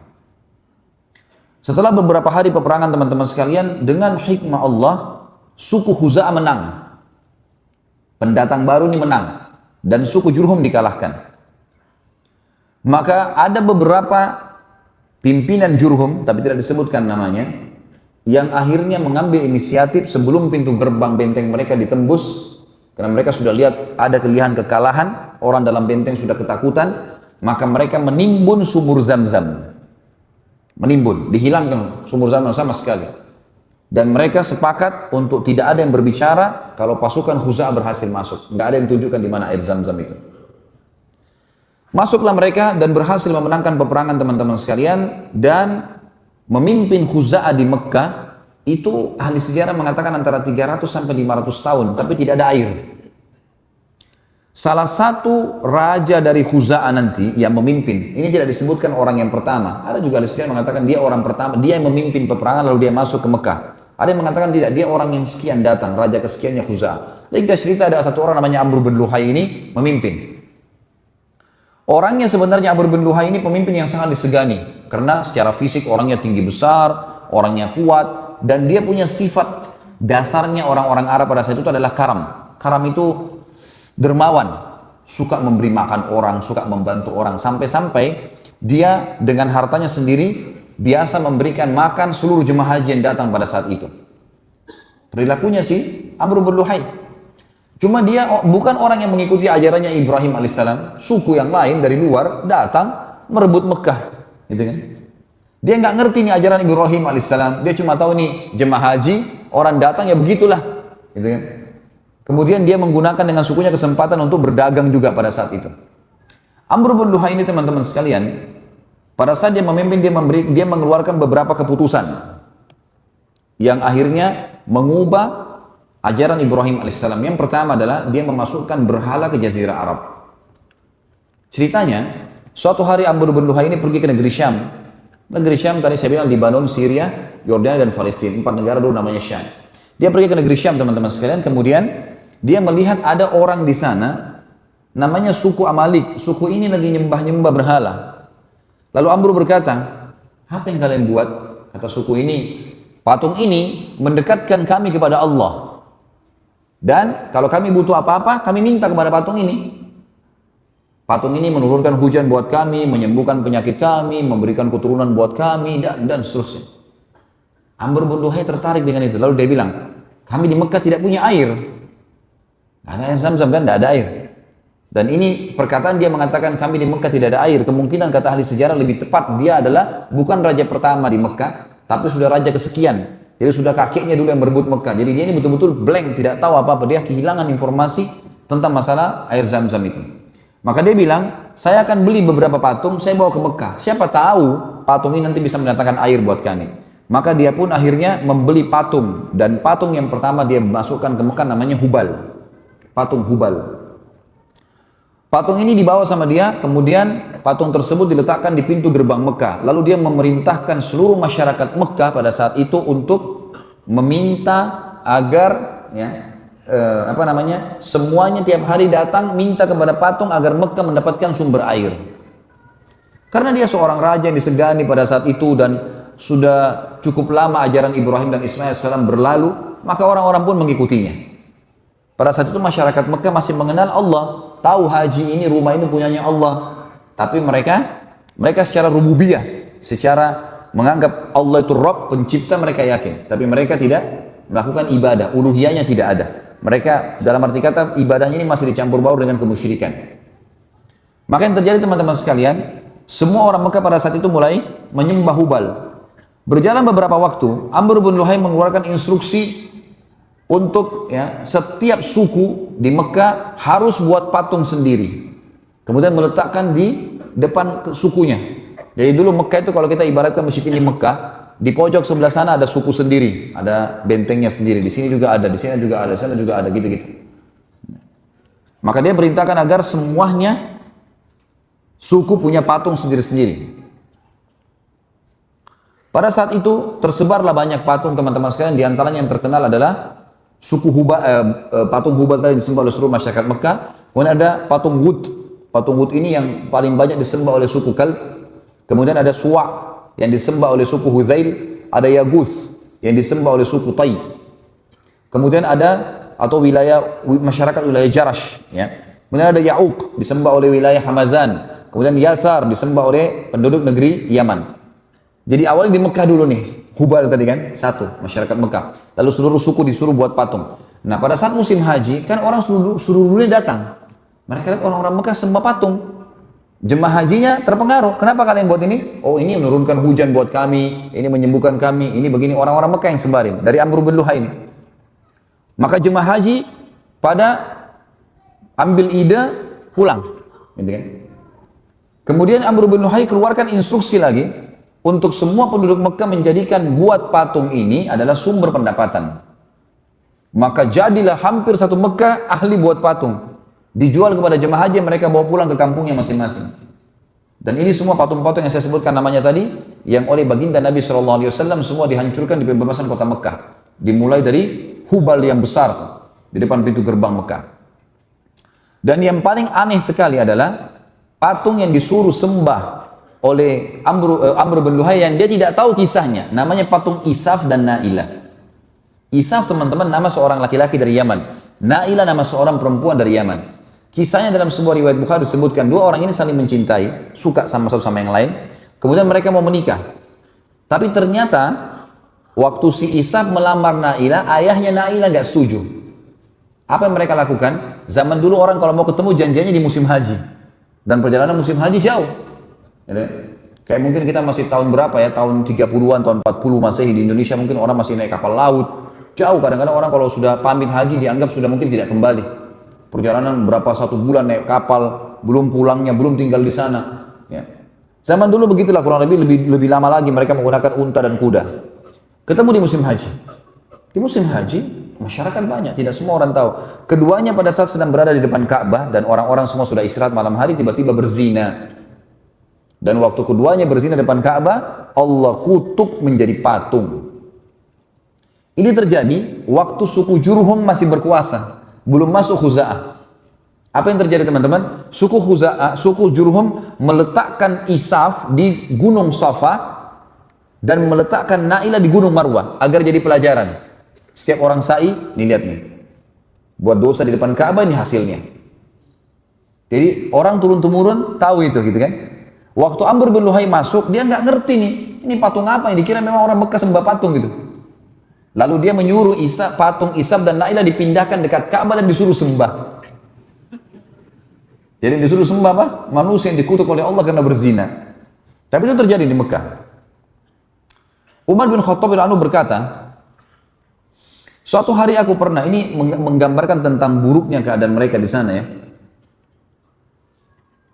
Umar bin Khattab mengatakan, aku satu waktu pernah mau keluar dari Mekah, lalu kemudian aku lupa membawa batu dari Mekah. Jadi waktu itu ada instruksi dari Amr bin Luhai turun-temurun. Amr bin Luhai jauh dari zaman Nabi SAW, jauh sebelumnya. Tapi turun-temurun. Sampai di zaman Nabi SAW masih dijalankan apa yang diinstruksikan itu. Turun-temurun. Di antaranya orang Mekah kalau mau keluar, mereka harus bawa patung dari Mekah. Baru bisa disembah. Dan kalau tidak punya patung harus bawa batu itu dipahat sama dia. Dan pahat ini apa saja, pokoknya batu kecil misalnya seperti sebesar ini misalnya. Ini aja dicoret sama dia, dibuatin mata, dibuatin hidung, ini Tuhannya disembah. Makanya dikatakan zaman jahiliyah, zaman kebodohan. Kata Umar satu waktu, saya pernah keluar dari Mekah, lupa bawa batu dari Mekah. Nggak ada saya bawa batu dari Mekah. Kemudian di tengah jalan, waktu saya lagi istirahat, saya ingin sembah Tuhan saya, minta keselamatan. Maka saya cari batu, nggak ada batu dari Mekah, lupa bawa. Ada banyak batu di situ depan, tapi bukan dari Mekah. Dia bilang, kalau saya lihat dari Mekah yang saya bawa cuma pakaian sama makanan. Dan saya bawa kurma, maka saya buat Tuhan saya dari kurma. Kemudian saya sembah. Setelah saya sembah, saya lapar, saya makan kepalanya. Waktu itu Umar radhiyallahu anhu sempat tersenyum, maka para sahabat bertanya, kenapa Anda tersenyum? Dia bilang, saya teringat dulu masa jahiliyah. Begitu luar biasa bodohnya dulu gitu. Tidak mengerti, Tuhannya dimakan sendiri gitu. Di antara hal yang buruk pada saat itu teman-teman sekalian dari Amr bin Luhai, selain patung, juga dia menyuruh anak perempuan untuk dibunuh. Anak perempuan untuk dibunuh. Allah menceritakan dalam Al-Quran surah An-Nahl, surah nomor 16, ayat 58 sampai 59. A'udzu billahi minasyaitonir rajim wa idza busyira ahaduhum bil untha dhalla wajhu muswaddan wa huwa kadhim yatawara minal qaumi min su'i ma busyira bih ayumsikuhu ala hunin aw yadussuhu fit turab ala sa'a ma yahkumun. Dan apabila seseorang dari mereka diberi kabar dengan kelahiran anak perempuan, hitam memerah padamlah mukanya dan dia sangat marah. Ia menyembunyikan dirinya dari orang banyak disebabkan buruknya berita yang disampaikan kepadanya. Apakah dia akan memelihara anak perempuan itu dalam keadaan menanggung kehinaan dari masyarakat, ataukah akan menguburkannya ke dalam tanah hidup-hidup? Ketahuilah, alangkah buruklah apa yang mereka tetapkan itu. Di dalam surah Zukhruf, surah nomor 43 ayat 17, Allah yang maha tinggi dan maha purba juga menceritakan tentang masalah ini. A'udzu billahi minasyaitonir rajim, Zukhruf ayat 17. Wa idza busyira ahaduhum bima daraba lirrahmani mathalan dhalla wajhu muswaddan wa huwa kadhim. Padahal apabila salah seorang dari mereka, maksudnya orang-orang Quraisy Mekah, diberi kabar gembira tentang datangnya anak perempuan, maka apa yang mereka jadikan sebagai atau dinisbatkan kepada Allah yang Maha Pemurah, jadilah muka mereka hitam pekat sebab Dia amat menahan sedih. Apa maksudnya di sini teman-teman sekalian? Apa yang mereka nisbatkan kepada Allah Zat Maha Pemurah? Jadi ternyata orang-orang Quraisy itu mengatakan malaikat itu anak perempuannya Allah. Dan Allah pasti tidak mungkin terima. Allah SWT lam yalid wa lam yulad. Allah Esa. Allah tidak butuh dengan semua malaikat, semua makhluknya. Allah tunggal, maha kuat, maha sempurna. Gitu kan. Walam yakul lahu kufuwan ahad. Allahus samad. Jelas. Allah tidak membutuhkan pada siapapun. Semua bergantung padanya. Maka pada saat itu Allah mengatakan, padahal apabila salah seorang dari mereka diberikan berita gembira dengan apa yang mereka jadikan sebagai misal bagi Allah yang Maha Pemurah. Maksudnya mereka katakan malaikat anak perempuan Allah. Lalu mereka kalau dapat anak perempuan, mereka malah bermuram. Bagaimana bisa mereka menganggap Allah punya anak perempuan, mereka sendiri tidak mau menerima anak perempuan itu. Yang mereka lakukan teman-teman sekalian adalah mereka mengubur anak perempuan itu hidup-hidup, atau mereka harus memeliharanya dalam kondisi mereka malu. Surah Takwir, surah nomor 81 ayat 8. Allah juga mengatakan, A'udzu billahi minasyaitonir rajim, wa idzal mau'udatu su'ilat bi ayyi dzambin qutilat. Dan apabila bayi-bayi perempuan yang dikubur hidup-hidup ditanya, karena dosa apa mereka dibunuh. Baik teman-teman sekalian, selanjutnya yang ketiga yang dikerjakan oleh Amr bin Luhai adalah mengubah talbiyah. Mengubah talbiyah. Tentu anak-anak perempuan ada yang hidup di Mekah ya. Tapi hidup itu hanya sekitar mungkin kalau dia punya anak 10 misalnya, atau dia punya anak 5. Dia berharap anak perempuan cuma 1. Yang lainnya 4 perempuan. Mengubah talbiyah ini, talbiyah yang masyhur di zaman Ibrahim alaihissalam adalah talbiyah disyariatkan dalam syariat Nabi Muhammad alaihi wassalatu wassalam. Labbaik Allahumma labbaik, labbaik la syarika laka labbaik, innal hamda wan ni'mata laka wal mulk la syarika lak. Artinya, aku menjawab panggilanmu ya Allah, aku menjawab panggilanmu dengan santun ya Allah. Labbaik, ini kalimat yang baik ya. Makanya teman-teman didik anak-anaknya agar kalau kita panggil dia mengatakan, misal nak sini, labbaik. Kata-kata labbaik ini santun. Dalam orang Arab itu menggunakan untuk, ya saya menjawab panggilanmu dengan santun. Ya. Saya menjawab panggilanmu ya Allah, karena kita di sini mengatakan labbaik Allahumma. Allahumma berarti Allah. Ya Allah, aku menjawab panggilanmu dengan santun. Aku menjawab panggilanmu dengan santun dan tidak ada sekutu bagimu. Sesungguhnya segala puji-pujian dan nikmat serta kerajaan hanya milikmu dan tidak ada sekutu bagimu. Sampai sini adalah talbiyah yang masyru', talbiyah yang dianjurkan. Amr bin Luhai datangkan kalimat terakhir ditambahkan illa syarikan huwa lak tamlikuhu wa ma malak. Kecuali sekutu yang kau miliki dan kau kuasai. Ini kalimat syirik. Nggak boleh, artinya berarti Allah punya sekutu. Sementara Allah mengatakan la syarika, tidak ada sekutu baginya. Ini kalimat syirik, dan sampai zaman Quraisy terakhir, ya itu mereka masih menggunakan kalimat ini, dan orang-orang Quraisy bisa membedakan antara muslim sama kafir di talbiyah mereka pada saat mereka sedang mengucapkannya. Yang keempat, pensyariatan bahirah, saibah, wasilah dan ham. Ini istilah-istilah hewan. Ini syariatnya si Amr bin Luhail. Amr bin Luhail lalu menetapkan syariat bagi masyarakat Mekah yang ia karang sendiri, keluar dari ajaran Nabi Ibrahim alaihi salatu wassalam, yaitu pengsakralan hewan tertentu. Allah yang maha tinggi dan maha mulia menceritakan kasus dalam surah Al-Ma'idah. Tentu antum kalau tidak dengar dari apa yang kita sampaikan atau tidak mengetahui apa yang kita sampaikan teman-teman, antum tidak mengerti kalau baca ayatnya ini. Karena istilah ini memang istilah hewan. Bahira, saibah, wasilah dan ham. Saya bacakan ayatnya surah Al-Ma'idah, surah nomor 5 ayat 103. Ini Allah ceritakan tentang pensyariatnya Amr bin Luhail di Mekah ini. A'udzu billahi minasyaitonir rajim. Ma ja'alallahu min bahiratin wala sa'ibatin wala wasilatin wala hamin walakinnal ladzina kafaru yaftaruna 'ala Allahil kadzib wa aktsaruhum la ya'qilun. Allah sekali-kali tidak pernah mensyariatkan bahira, sa'ibah, wasilah dan ham. Akan tetapi orang-orang kafir membuat-buat kedustaan terhadap Allah dan kebanyakan mereka tidak mengerti. Maksudnya orang kafir adalah Amr bin Luhail yang akhirnya disyariatkan di Mekah. Apa itu hewan-hewan teman-teman? Bahira adalah unta betina yang telah beranak 5 kali. Jadi kalau ada unta betina melahirkan sampai 5 kali dan anak kelimanya jantan.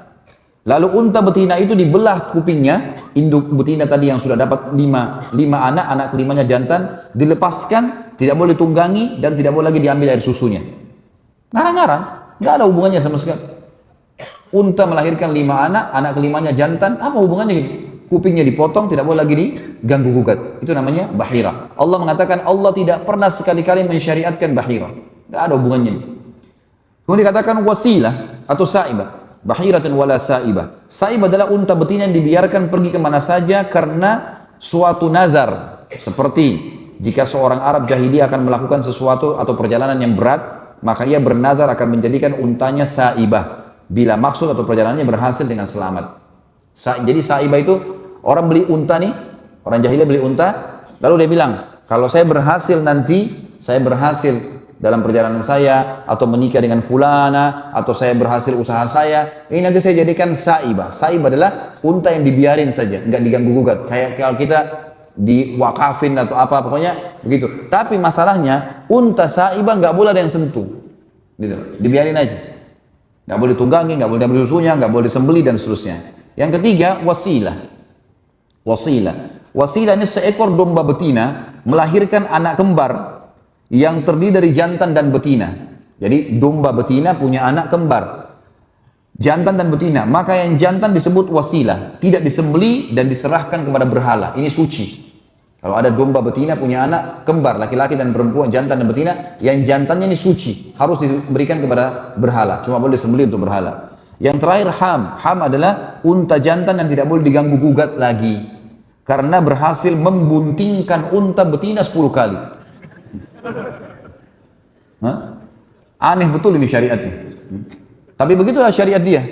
Begitulah syariat dia yang memang dia syariatkan ke masyarakat Mekah supaya orang-orang Mekah mau mengerjakannya, dan itu dijalankan oleh mereka. Allahu a'lam. Jadi ini teman-teman sekalian, bahasan kita berhubungan dengan masalah sirah tentunya, dan nanti kita akan masuk insya Allah di pertemuan akan datang tentang keadaan masuknya agama Yahudi dan Nasrani di Jazirah Arab. Ini akan kita bahas insya Allah nanti di pertemuan akan datang, dan seperti saya janjikan saya akan bacakan beberapa pertanyaan, tapi teman-teman sekalian tolong bertanya sesuatu yang belum difahami, dan kalau sudah pernah dan sesuai dengan tema kita. Dari tadi pagi boleh. Dari tadi pagi sampai sekarang sesuai ditanya. Kalau akan sesuai dengan bahasan insya Allah saya jawab. Kalau enggak usah teman-teman. Kalau sudah paham, sudah pernah tanyakan kepada seorang ustaz, sudah ada dalilnya, enggak usah tanya lagi. Berdasarkan penjelasan Pak Ustadz, kambing dan domba hewan yang luar biasa. Baik, namun ada lambang-lambang syaitan menggunakan bintang terbalik dengan kepala kambing sebagai simbolnya. Biasa digunakan alat musik keras. Apakah ini konspirasi? Bagaimana tanggapan Pak Ustadz dengan cara dan bagaimana cara menanggapinya? Gak usah ikut-ikutan dengan simbol mereka. Islam tidak mengenal simbol-simbol bintang, simbol-simbol syaitan, gitu kan? Dalam Islam kan tidak ada, tidak perlu antum mengenal, oh saya ini Sagittarius, saya Taurus, saya apa, enggak perlu semua. Enggak ada urusannya sama sekali. Sibuk baca tiap bulan ini saya dapat apa ramalan. Jodohnya lah, rezekinya lah, apalah, warna kesukaan, enggak boleh dalam Islam. Kata Nabi SAW, siapa yang mendatangi dukun, peramal, penyamun, makna lain juga adalah membaca, melihat, mengikuti instruksi dukun, peramal, penyamun, penyihir, tidak diterima sholatnya 40 hari. Ada orang beli majalah khusus untuk baca itu. Paling pertama cari itunya, ramalan-ramalan, ini semua tidak boleh. Siapa yang datang pada dukun, peramal, penyamun, penyihir, bertanya dan percaya, maka dia telah kafir kepada apa yang diturunkan kepada Muhammad sallallahu alaihi wasallam. Jadi kita tidak usah terpengaruh dengan simbol itu. Gak ada hubungannya sama kita kan simbol itu. Ya udah biar. Kambing tetap kita anggap hewan yang mulia dalam Islam, tapi untuk disembelih dan dipelihara. Kita tidak seperti sebagian orang yang menyembah. Saya pernah lihat cuplikan, subhanallah, ada orang sembah sapi. Iya, sapinya itu dielus-elus, kemudian dia lewat di bawah perutnya, dianggap itu menyembah, minta berkah. Alhamdulillah atas nikmat iman. Luar biasa. Ada yang sembah tikus. Ya, ada cuplikan banyak di YouTube tuh. Menyembah tikus. Tikus itu bahkan diurus, dirawat, dikasih susu segala macam. Mendingan anak yatim ya. Mendingan makan sendiri. Allah musta'an. Apa ibrah mengenai Ibrahim disembelih, Ismail alaihissalam disembelih setelah dewasa bukan 10 tahun, dan juga mengetahui Ibrahim dan Ismail membangun Ka'bah berdua. Tentu saja itu kuasa Allah subhanahu wa ta'ala. Allah subhanahu wa ta'ala ingin menguji imannya Ibrahim dan Ismail alaihissalam dan berhasil. Sebagaimana Allah sudah punya dalam ayat. Sisi yang lain memang Allah mau syariatkan hukumnya. Kejadian seperti ini kan kejadian besar. Otomatis manusia karena tahu kejadian ini maka mereka tertarik untuk mengerjakan, gitu kan? Jadi hikmah dari ilahi, hikmah Allah subhanahu wa ta'ala. Kalau di sini dikatakan dan juga mengetahui Ibrahim dan Ismail membangun Ka'bah berdua, perintah Allah kepada mereka. Karena perintah Allah datangnya untuk mereka berdua. Sebagaimana tadi dalam ayat sudah saya bacakan, saya jelaskan dalilnya tadi. Apakah ada sunnah bapak yang mengunjungi anak dan bukan sebaliknya? Iya, sangat boleh. Tentu saja kalau anak yang mendatangi orang tuanya adalah bagus, bentuk bakti. Tapi bolehkah seorang ayah yang datang mengunjungi anaknya? Boleh sekali. Ibrahim AS melakukan itu. Nggak ada masalah. Nabi SAW pernah mengunjungi rumahnya Zainab radhiyallahu anha, anaknya beliau. Abu Bakar berapa kali mengunjungi rumahnya Aisyah radhiyallahu anha. Banyak, nggak ada masalah. Orang tua mengunjungi rumah anaknya. Malah itu bagus, dia bukakan pintu kebaikan, contoh buat anaknya. Apa batasan muamalah dengan ahli bidah? Apa boleh senyum, salaman, bercanda? Kita lihat dulu teman-teman, bidah apa ini? Jangan sembarangan juga gitu. Ya, karena ada bidah mukaffirah, ada bidah yang sampai pada tingkat mengkafirkan. Seperti misal menyembah-nyembah berhala. Bidah kan berarti perbuatan yang baru gitu kan? Yang Nabi SAW tidak contohkan. Menyembah berhala, minta pakai jin, minta pada kuburan dan seterusnya, itu minta pada kuburannya ya, bukan minta pada Allah. Maka itu adalah mukaffirah, berbahaya. Kalau orang seperti ini diingatkan, dinasihati, diluruskan. Kalau tidak mau ya kita menghindar, menjauh dari dia. Kita menjauh, gitu kan. Kalau itu adalah bid'ah yang sifatnya bukan mukaffirah, dalam arti kata bid'ah yang memang tidak dicontohkan Nabi SAW tapi tidak membawa pada kekufuran, gitu kan. Maka ini tidak harus ditinggalkan. Kita memberikan salam, kalau orang bersalaman kita salaman, sambil kita nasihatin tentunya. Sambil kita nasihatin, doain, karena ini adalah sesuatu yang dia perlu dakwah. Insya Allah kalau kita niatnya baik, mereka akan bisa berubah.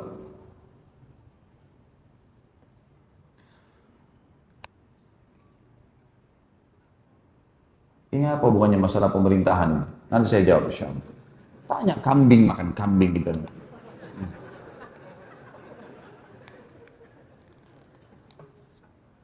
Ustaz, setelah daurah iman saya meningkat, apa bisa jadi kesyirikan? Kenapa syirik? Iman kepada Allah, malah itu bagus ya. Tujuannya memang itu, gak ada hubungannya sama sekali. Dan justru tujuan majelis ilmu itu aneh-aneh saja.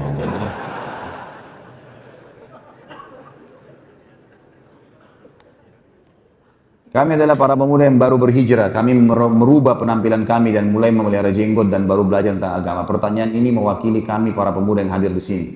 Ini benar nggak mewakili semuanya? Berilah kami nasihat agar bisa tetap konsisten seperti ini, agar kami bisa tetap semangat dalam menjalani sunnah secara terus-menerus. Teman-teman sekalian, sesuatu yang mengubah seseorang menjadi lebih baik adalah prestasi. Menjadi lebih baik adalah prestasi, dan tolok ukur kebaikan adalah sesuai dengan syariat Allah. Kalau antum berubah menjadi baik dan berada di rel agama Allah, berarti itu sebuah prestasi. Yang bukan prestasi teman-teman kalau kita terus dalam keadaan buruk.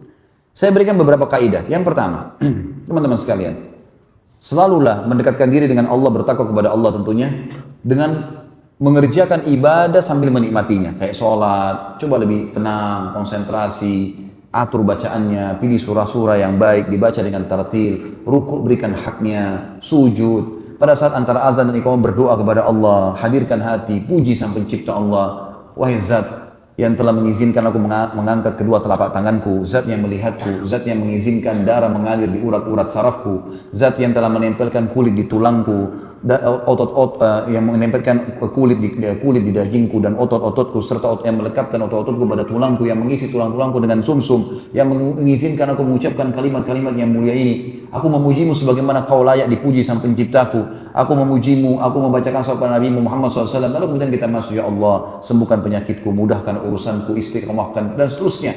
Biasakan berdoa, berzikir dengan tenang. Subhanallah, subhanallah, subhanallah. Renungi isinya. Jangan seperti orang kumur-kumur. Subhanallah, alhamdulillah. Ibadah, istiqamah, artinya bertakwa kepada Allah dengan memperbaiki ibadah. Yang kedua, jangan pernah tinggalkan majelis ilmu. Ilmu, teman-teman, yang membuat, sekarang saya tanya, jujur jawab apa adanya, bukan karena saya, siapapun yang hadir, teman-teman. Kalau seseorang dai data menyampaikan sesuai dengan Al-Quran dan Sunnah, demi Allah iman antum bertambah. Nggak mungkin tidak. Sama nggak imannya sebelum hadir dengan sudah hadir? Hah? Beda, pasti beda. Karena yang kita dapatkan memang wahyu, dan targetnya memang mengubah, menambah keimanan. Maka majelis ilmu harus, teman-teman, tidak bisa enggak. Nggak boleh ada hari tanpa ilmu ini. Yang ketiga, atur sebuah kaidah penting. Dalam jiwa kita ada hal yang berpengaruh. Perasaan dan akal. Perasaan dan akal. Jadikan perasaan antum tunduk dengan akal. Jadi gini, misal perasaan antum ingin sekali makan bakso tapi di Jawa Timur. Perasaannya begitu. Hadirkan perasaan itu dengan akal. Pikir. Nanti akal itu fungsinya, teman-teman. Kalau kita hadirkan sesuatu dengan akal, kita coba pikirkan, akal itu akan memberikan banyak opsi. Tapi jauh. Biayanya, waktunya, udahlah makan bakso di sini aja di Balikpapan. Akal akan bilang begitu. Lalu akal dikontrol oleh syariat. Jadi perasaan ditundukkan dengan akal, dikontrol dengan akal. Setiap ada perasaan apapun, kontrol dengan akal. Nanti akal majukan ke syariat. Seseorang anaknya meninggal, perasaannya sedih. Hadapkan itu dengan akal. Fikir, maka akal akan memberikan opsi. Ini sudah mati, mau nangis, mau teriak, nggak bisa hidup. Harusnya begini, harusnya begitu. Lalu akal dikontrol dengan syariat. Ini penting kaidahnya.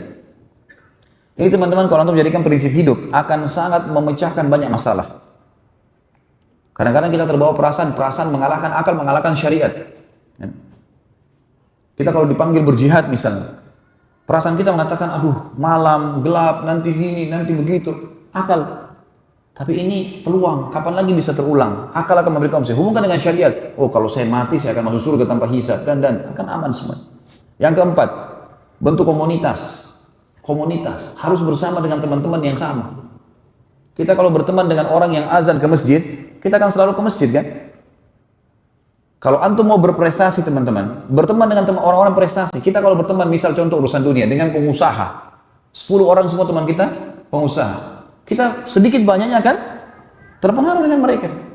Karena mereka tiap hari bicara, kita ambil barang dari mana, modalnya bagaimana. Kita awalnya mungkin kikuk kalau nggak pernah usaha, tapi lama-lama kita akan terbiasa. Kalau antum berteman dengan pengangguran, jadi kita jadi pengangguran juga karena tiap hari mereka berlihai-lihai, malas-malas, orang mau kerja, untuk apa kerja, di sini aja ngopi. Duduk sini main catur.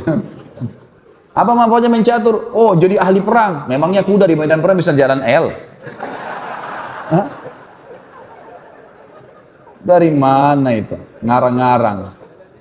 Strategi perang, angkat pedang, belajar, itu benar. Lempar tombak, bukan main itu. Buang-buang waktu berjam-jam di pinggir jalan, tidak ada manfaatnya. Gitu. Jadi kita kalau bergaul sama orang prestasi, kita prestasi. Saya pernah pengalaman pribadi teman-teman waktu di Madinah. Saya usahakan teman-teman dekat saya orang yang prestasi. Saya bingung lihat teman saya dulu. Ada satu orang Somal, namanya Abdurrahman, Masya Allah. Beliau selesai S3 di Madinah. Selalu ranking 1, selalu lulus itu cum laude nomor 1. Dan dulu di Madinah itu kalau lulusnya mumtaz, itu dapat uang 1.000 real dari kampus. Saya lihat orang ini, apa kelebihannya orang ini? Akhirnya saya lakukan 2 hal. Yang pertama, saya coba mau ikutin. Saya bilang sama dia, akhi, ba'da sholat, nanti habis sholat, isya, ke kamar saya mau hidangkan teh, kita duduk ngobrol-ngobrol. Dia bilang, ya taib, datang. Karena dia kenal saya gitu. Di kamar ini saya sudah siapin teh, sudah siapin biskuit, dan saya siapin kertas sama pulpen mau nyatat. Dia mau bicara apa? Ini orangnya cum laude nomor 1, pasti bicaranya ilmu terus gitu. Begitu masuk di kamar saya, 2 jam duduk, bicaranya masalah nikah. Iya. Waktu itu kami masih bujang. Nanti kalau anak menikah sama ini perempuan begini, mubah bicara masalah pembicaraan, tapi 2 jam ini bicara. Saya pikir tadi mungkin kita kembali ke rujukan kitab ini, syekh ini, buku ini, tulisan begini di halaman sekian. Saya udah nggak ada tulisan. Tapi saya juga nggak ngorek, biarin aja. Besok saya undang lagi yang kedua kali. Sama lagi. Ini berarti orang ini biasa. Saya ubah sekarang. Saya coba ke kamarnya. Disambut sama dia, ahlan gini, cerita masalah negaranya. Nggak ada bicara masalah. Ini kita 14 mata pelajaran. Semuanya nilainya dia 190, 199, 90. Nilainya luar biasa. Apa sih prestasinya orang ini? Saya lakukan yang kedua. Di kampus, di kelas. Dia jalan, saya jalan sama-sama. Begitu masuk kelas, sebutlah satu kelas sama saya. Saya dapat rahasianya di situ ternyata teman-teman sekalian. Jadi ini kita lihat orang yang berhasil, ikutin, coba lihat. Hasilnya luar biasa. Saya lihat di kelas, dia kalau masuk dosen, 5 dosen satu hari, dia duduk, dia ambil meja itu, dia duduk di depan sekali. Kalau dosen sudah datang, lalu kemudian dia konsentrasi. Banyak teman-teman nggak perhatikan, karena saya memang kejarnya mau target dia, saya duduk di belakangnya. Saya lihat orang ini buat apa? Diambil pulpen sama kertas, dosen ngomong. Masuk materi usul fikih misalnya, dijelaskan tentang perkataan Imam Malik, ya, perkataan ahli Madinah bisa jadi hujjah dan seterusnya, ditulis sama dia. Setiap syekhnya sudah jelaskan sesuatu, dia bilang, sebentar syekh, yang anda jelaskan tadi itu seperti ini kah maksudnya? Ini yang saya fahamin. Tak diterangin sama dia. Setelah itu dia bilang, benar nggak syekh? Syekhnya bilang benar, sudah begitu yang saya maksudkan. Tapi dia pakai terangkan dengan caranya dia. Baik, kalau saya jawab ujian begitu bisa nggak? Bisa. Oke, baik, jalan. Jadi dia ini di kelas teman-teman seperti dia sama dosen saja. Yang lain ini tidak dipedulikan sama dia. Dia belajar, tanya terus. Di belakang ada yang tidur, di sana ada yang tidur.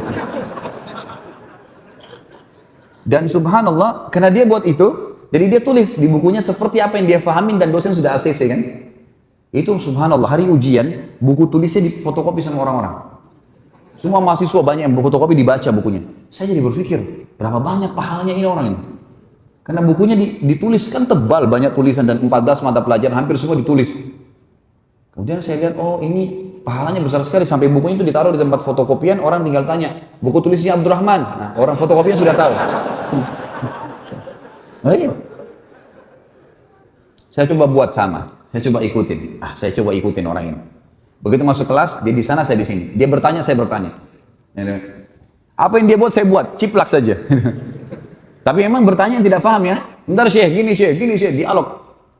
Sampai akhirnya ada materi, ya kebetulan ini, karena saya senang sekali dengan sirah, yang makanya saya susun. Sirah ini ada dosen datang, beliau aslinya Afghanistan, aslinya tapi sudah warga negara Saudi.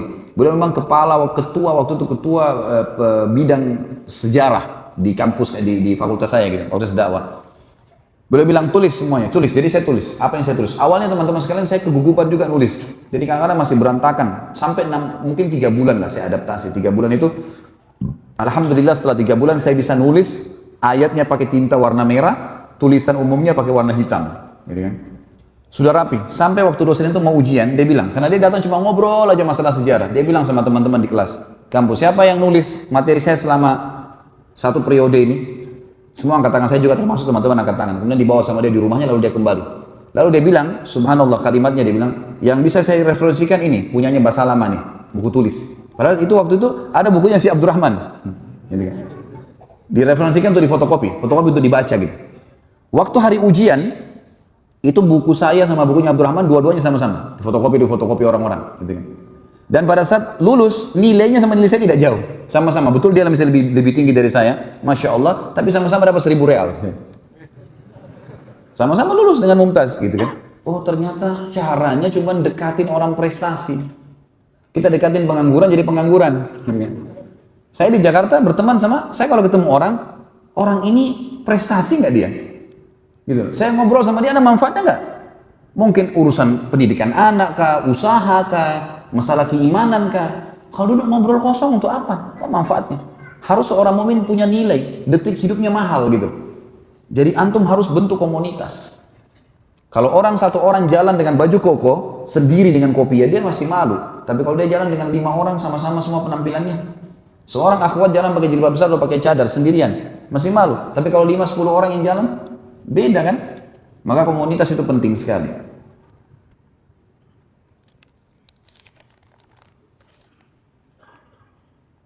Bila dulu Rasulullah SAW melakukan hijrah perpindahan tempat dari Mekah ke Madinah dengan konsep membentuk lingkungan Islam hanya harus melakukan ekspansi dakwah.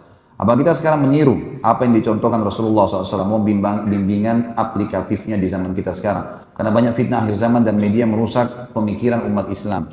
Sebenarnya kita belum bicara tentang Rasulullah SAW ya. Ini nanti akan ada nanti. Kita akan bicara panjang lebar tentang hijrah Nabi SAW, hikmah-hikmahnya, banyak pelajaran yang kita bisa ambil. Saya kasih garis besarnya. Tentu saja hijrah itu bisa makna umumnya, makna yang memang difokuskan adalah pindah dari wilayah kafir ke wilayah Islam. Itu hijrah. Nabi SAW hijrah dari Mekah ke Madinah karena Mekah tidak bisa berkembang dakwah. Saya sempat singgung tadi pagi dan sekarang saya ingatkan kembali, 13 tahun dakwah Nabi SAW di Mekah, teman-teman sekalian, itu yang beriman kepada Nabi cuma 153 orang. 83 orang itu hidup di negeri Habasyah, 70-nya itu hidupnya di Mekah bersama Nabi SAW. Jadi 69, 70 sama Nabi SAW. Bayangkan sedikitnya orang beriman dan susahnya pada saat itu. Apalagi pada saat kita pelajari meninggalnya Abu Talib dan Khadijah radhiyallahu anha. Pada saat meninggal dua orang ini, makin banyak siksaan yang datang kepada Nabi SAW. Maka terdesak dan Allah Subhanahu Wa Taala memerintahkan untuk hijrah. Itu keadaan. Sekarang kalau antum mau mengatakan keadaan Indonesia, mau hijrah kemana dan apa sebabnya mau hijrah dulu? Kita lihat keadaannya. Kalau antum hidup di satu kota, desa, di sana Islam tertindas, tidak bisa beribadah, ya hijrahlah ke kota yang lain yang bisa kita ibadah. Ada masjid ditakmir. Tapi kalau dari Jakarta ke Surabaya, ke Balikpapan, tidak ada sesuatu yang mendesak untuk itu. Tapi kalau antum mau kerja, perbaiki keadaan, tidak ada masalah. Walau hijrah dari satu tempat yang baik beribadah ke tempat yang lebih baik ibadah atau sama, nggak ada masalah. Tapi kalau hijrah dari tempat yang ibadahnya bagus ke tempat yang tidak bisa ibadah, tidak boleh. Masuk dalam hal yang dilarang. Seperti seseorang banyak yang mengundi nasib dari Indonesia ke negara-negara kafir. Ini kata Nabi SAW, Ana bari'un mimman asya baina adhuril musyrikin. Saya berlepas diri dari orang-orang yang sengaja hidup di tengah-tengah komunitas orang-orang musyrik. Itu tidak dibolehkan. Kecuali antum duta, lahir di sana, menuntut ilmu penting, untuk mendapatkan ilmu di negara Islam susah gitu kan. Pulang untuk mengabdi agama dan negara. Tapi kalau orang teman-teman banyak yang meninggalkan Indonesia untuk mencari pekerjaan dan di sana itu tidak bisa ibadah. Tidak bisa ibadah. Salah satu negara, saya nggak usah sebutin, saya pernah datangin, kemudian saya dakwahin orang-orang kita di sana. Keluhan-keluhan mereka, Ustaz, kami kerja di sini, gajinya memang tinggi, tapi nggak bisa sholat Jumat. Bagaimana bisa dinilai? Satu sholat Jumat teman-teman lebih mahal daripada seluruh umur kita. Bagaimana antum bisa gantikan dengan $1.000 atau $2.000 itu? Ini nggak mungkin. Ada pertanyaan lain juga, bagaimana Ustaz kami kalau sholat tidak diizinkan di perusahaan, karena ini perusahaan non-muslim, dianggap sholat itu buang-buang waktu. Terus saya tanya, akhi, kalau antum lagi di ruangan, terus mau ke kamar mandi, WC atau kamar mandi, nanti mau buang air besar, buang air kecil, azakumullah. Semoga Allah muliakan anda semua. Karena kita kalau sebut WC ini, kita sebutin itu ya. Maka yang terjadi adalah, saya tanya, apakah bisa izin? Dia bilang bisa. Dibatasi waktu kalau ke WC? Enggak. Baik. Berarti tidak usah bilang mau sholat. Angkat tangan, dia tahunya mau kamar mandi, memang kamar mandi, uduk, kemudian sholat semampunya, tapi jangan di kamar mandi, tapi di luar, di lorong perusahaan. Itu solusi terdekat, karena antum sudah terlanjur salah. Ngapain siksa diri ke situ? Alhamdulillah di Indonesia, Masya Allah masjidnya banyak, mic-nya berantem. Semua kita bisa dengar, azan sana, azan sini, azan sana, enak sekali. Jumat di Indonesia, 12.10 azan, Kita jam 12 pergi masih bisa dapat saf pertama. Nah, ya. Di beberapa negara kafir saya pernah pergi, subhanallah, sholat Jumatnya ditunda. Ditunda, saya pernah ke satu negara nggak boleh, tunda. Karena orang muslimnya lagi pada kerja, istirahatnya nanti setengah 2 siang. Jumat tadi jam 12 lewat. Kenapa Pak ditunda? Ya karena orang-orang di sini, orang Islam istirahatnya jam begitu, jadi kita tunda Jumatnya. Cuma ditunda gara-gara urusan dunia. Untuk apa? Ada orang karena gengsi, kerja di negara muslim, kemudian apa? Dia kerja sana, oh namanya harum Indonesia. Tapi ternyata kerja di sana, kerja di restoran, kemudian apa kerjanya? Ya, masak babi. Baru tanya hukum kepada saya, Ustadz gimana hukumnya masak babi? Saya tanya kembali, kira-kira Anda mau saya jawab apa? Hah? Coba gimana mau dijawab? Haram ya haram dalam agama. Ini kalau haram, jangan cari lagi dari samping dan bawahnya halal. Haram berarti haram. Nggak bisa. Nggak ada. Orang nggak mungkin seorang dai yang tahu beriman pada Allah lalu menjual akhiratnya. Nggak mungkin. Haram, jangan dilakukan. Babi itu haram transaksinya, makan dagingnya, sentuh kulitnya pun haram. Gimana caranya orang menjual agamanya untuk itu? Kenapa nggak jual tempe, nasi uduk di Indonesia bisa laku? Di Jakarta, masya Allah, saya masuk di gang-gang, ya di daerah Jakarta Timur, gang-gang kecil, orang hidup bertetangga kecil-kecil, jual gorengan depan rumahnya laku hidup, bisa hidup, rezekinya ada. Tapi mulia, dunia sebentar kan? Kata Nabi SAW, perumpamaan aku dengan dunia seperti orang yang musafir lagi penat, capek, istirahat sebentar di bawah pohon, hilang penatnya pergi. Kata para ulama salaf, seorang mukmin harus menjadikan dunia ini seperti Azzakumullah, semoga Allah muliakan Anda semua, WC. Dia selesaikan hajatnya lalu dia akan pergi. Jangan jadikan sebagai target. Kita boleh nikmati, mobil bagus, rumah bagus, makanan enak iya, tapi bukan target. Karena tidak ada yang dibawa semuanya. Baju bermerek, tas bermerek, mobil mewah, nggak ada yang dibawa ke liang lahat. Semua ditinggal, gitu kan? Yang kita bawa amal kita. Orang mukmin tahu masalah itu dan ini merupakan ketenangan jiwa. Kalau kita tanamkan dalam hati kita, ini ketenangan jiwa. Jadi tidak ada, lihat hijrahnya apa dulu nih, gitu kan? Sesuaikan dengan keadaan dan hukum syar'i yang semestinya.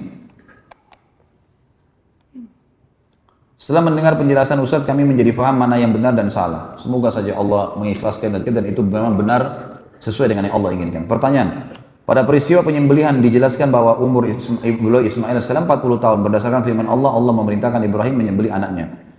Perbedaan antara umur Ismail AS dengan Ishak AS 10 tahun. Jika demikian, maka anak Nabi Ibrahim AS 2 orang. Maka mengapa yang disembelih Ismail AS? Kenapa bukan Ishak AS? Perintah Allah. Saya rasa kronologisnya, mengapa demikian? Saya rasa kronologisnya salah. Bukankah Nabi Ibrahim AS itu baru punya anak satu-satunya Ismail pada peristiwa penyembelihan? Subhanallah. Bukankah kita ceritakan kalau Ibrahim, Ismail dan Ishak beda berapa tahun tadi? Hah? 1 tahun. Kan gitu. Waktu Ismail masih bayi 1 tahun, ya, sebelum dibawa ke Mekah, Sarah sudah melahirkan Ishak. Gitu kan? Sudah melahirkan Ishak sebelum dibawa Hajar ke Mekah. Berarti dikatakan sejarah 10 tahun ini perlu diteliti lagi kembali. Gitu kan? Dan kenapa Ismail? Hikmah Allah. Karena Ismail dulu di Mekah, Ishak di Palestina dengan ibunya. Terus Nabi Ishak punya kisah sendiri ya. Panjang kisah Nabi Ishak itu. Ada kisah riwayat sendiri. Nanti akan ada insya Allah dalam serial Nabi-Nabi. Ishak nanti punya anak Yakub punya anak Yusuf. Diceritakan panjang lebar kan? Kisah Nabi Yusuf alaihissalam itu kisah sendiri. Kita belum masuk ke sana karena kita ceritain Mekah. Gitu kan? Jadi itu hikmah dari Allah Subhanahu Wa Taala. Nanti akan kita juga pelajari ke depannya ada sabda Nabi SAW yang mengatakan, Ana ibnul Zabihain. Saya anak dari 2 orang yang akan disembelih dan tidak jadi. Nanti akan ada kisah Abdullah, ayah Nabi SAW yang tidak jadi disembelih oleh ayahnya Abdul Muttalib. Dan juga Ismail yang tidak jadi disembelih oleh Ibrahim alaihissalam. Maka di sini Nabi SAW mengatakan saya anak keturunan dari 2 orang yang tidak jadi disembelih.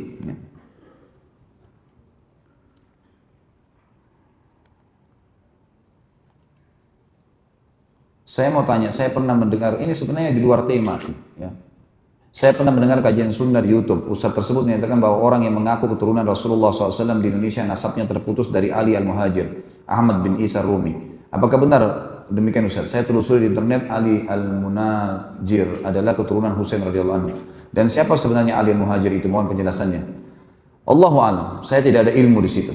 Kalau untuk apakah terputus jalur nasabnya sampai Ali Muhajir, Allahu alam. Tapi yang saya tahu, memang ada keturunan Nabi SAW. Kita diantara salawat yang kita baca apa? Allahumma salli ala Muhammadin wa azwajihi wa dhurriyyatihi. Kama sallaita ala ali Ibrahim innaka Hamidum Majid. Wa barik ala Muhammadin wa azwajihi wa dhurriyyatihi kama barakta ala ali Ibrahim innaka Hamidum Majid. Itu riwayat sahih. Ya Allah, berikanlah salam dan kesejahteraan kepada Nabi SAW dan istri-istri juga keturunannya. Sama juga kita mengatakan Allahumma salli ala Muhammadin wa ala ali Muhammadin. Sama al Muhammad adalah istri dan keturunannya, gitu kan? Jadi ini semua kita mengucapkan memang itu.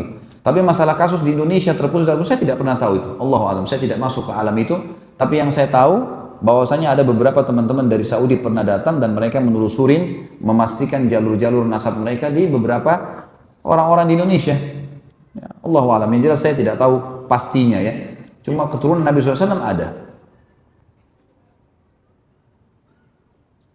Ini sama kurang lebih. Mohon bimbingan untuk bisa sungguh dalam mentauhidkan Allah dari hidup dan bahaya fitnah. Sama tadi poin yang saya jelaskan tadi ya, beberapa cara untuk istiqamah.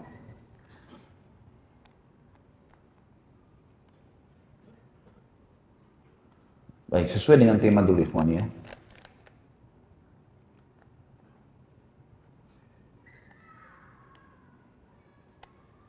Ustaz, mohon nasihat antum untuk ana dan mungkin untuk kawan-kawan yang lain juga. Ana pedagang, ana tutup usaha 1 harian ini untuk bisa ikut daurah ini. Apa yang mau dinasihati maksudnya? Baik atau enggak gitu? Baiklah. Masya Allah, bagus untuk ilmu. Apalagi antum cuma sebulan sekali kan ini ya, acara kita ya. Ya insya Allah ada manfaatnya. Mudah-mudahan antum malah dengan hadir majelis ilmu Allah berkahi dagangnya insya Allah.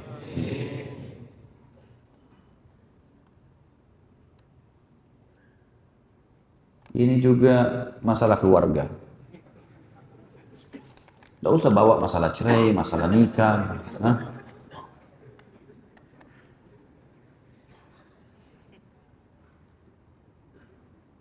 Apa hukumnya apabila memotong kambing tapi niatnya buat orang yang sudah meninggal? Ini umumnya ulama membolehkan. Sembelihan yang diniatkan masuk dalam ibadah umumnya yang bisa sampai kepada orang yang sudah meninggal. Allahu a'lam. Apa hukumnya bila seorang ayah, bapak belum sempat mengakikahkan anaknya dan bapaknya meninggal lebih dulu? Tentu saja kalau dia tidak tahu hukumnya, gugur. Atau dia tidak mampu. Dan ulama menjadi 2 pendapat. Pendapat pertama mengatakan, kalau lewat hari ke-7, sudah nggak ada lagi akikah. Karena riwayat yang paling kuat adalah 7 hari. Ibnu Qayyim mentarjih menguatkan hadis Tirmidzi tentang masalah bolehnya akikah di hari ke-7, 14 dan 21. Mentarjih. Ibnu Qayyim menyebutkan masalah itu. Dan beliau menyebutkan dengan sangat jelas tentang bolehnya diakikah di 3 waktu itu. Walaupun riwayat yang paling sahih adalah 7 hari. Diberikan nama, disembelihkan dan seterusnya. Dan Ibnu Qayyim juga menyinggung dan dipegang oleh para ulama dari pendapat beliau bahwasanya bolehnya mengakikahkan diri sendiri kalau tidak sempat orang tua mengakikahkan dirinya. Karena ada hadis Nabi SAW riwayat Bukhari yang berbunyi, kullu mauludin marhunatun. Semua orang yang lahir itu tergadaikan jiwanya bi akikatihi, dengan akikahnya. Jadi sabda Nabi SAW ini seakan-akan memang tidak ada batas umur, karena semua yang lahir terikat dengan akikahnya.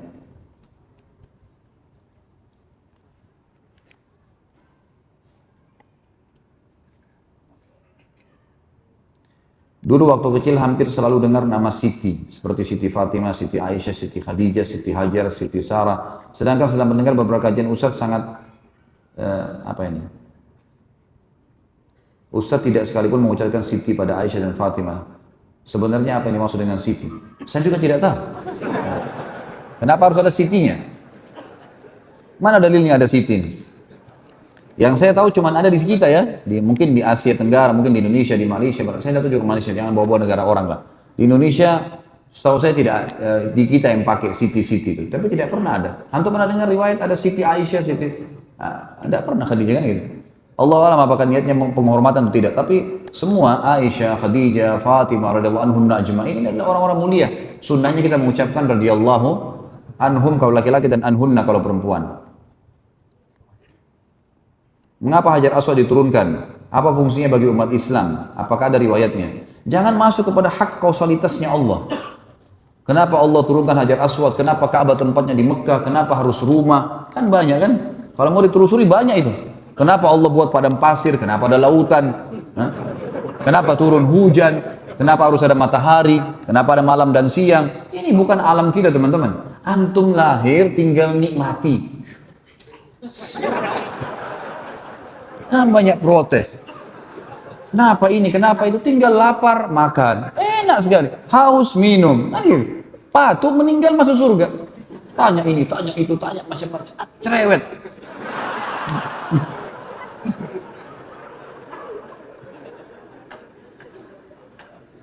Baik, mungkin ini saya teman-teman sekalian. Di sini ada disebutkan juga bagaimana hukumnya kita sholat di masjid yang bukan sunnah, apalagi disuruh jadi imam. Apa solusinya? Ada masalah. Kenapa? Kecuali kalau masjid itu ada kuburannya, ya, yang jelas-jelas dilarang. Ulama fikih membahas tentang masalah apa hukumnya sholat di belakang imam yang majhulul hal.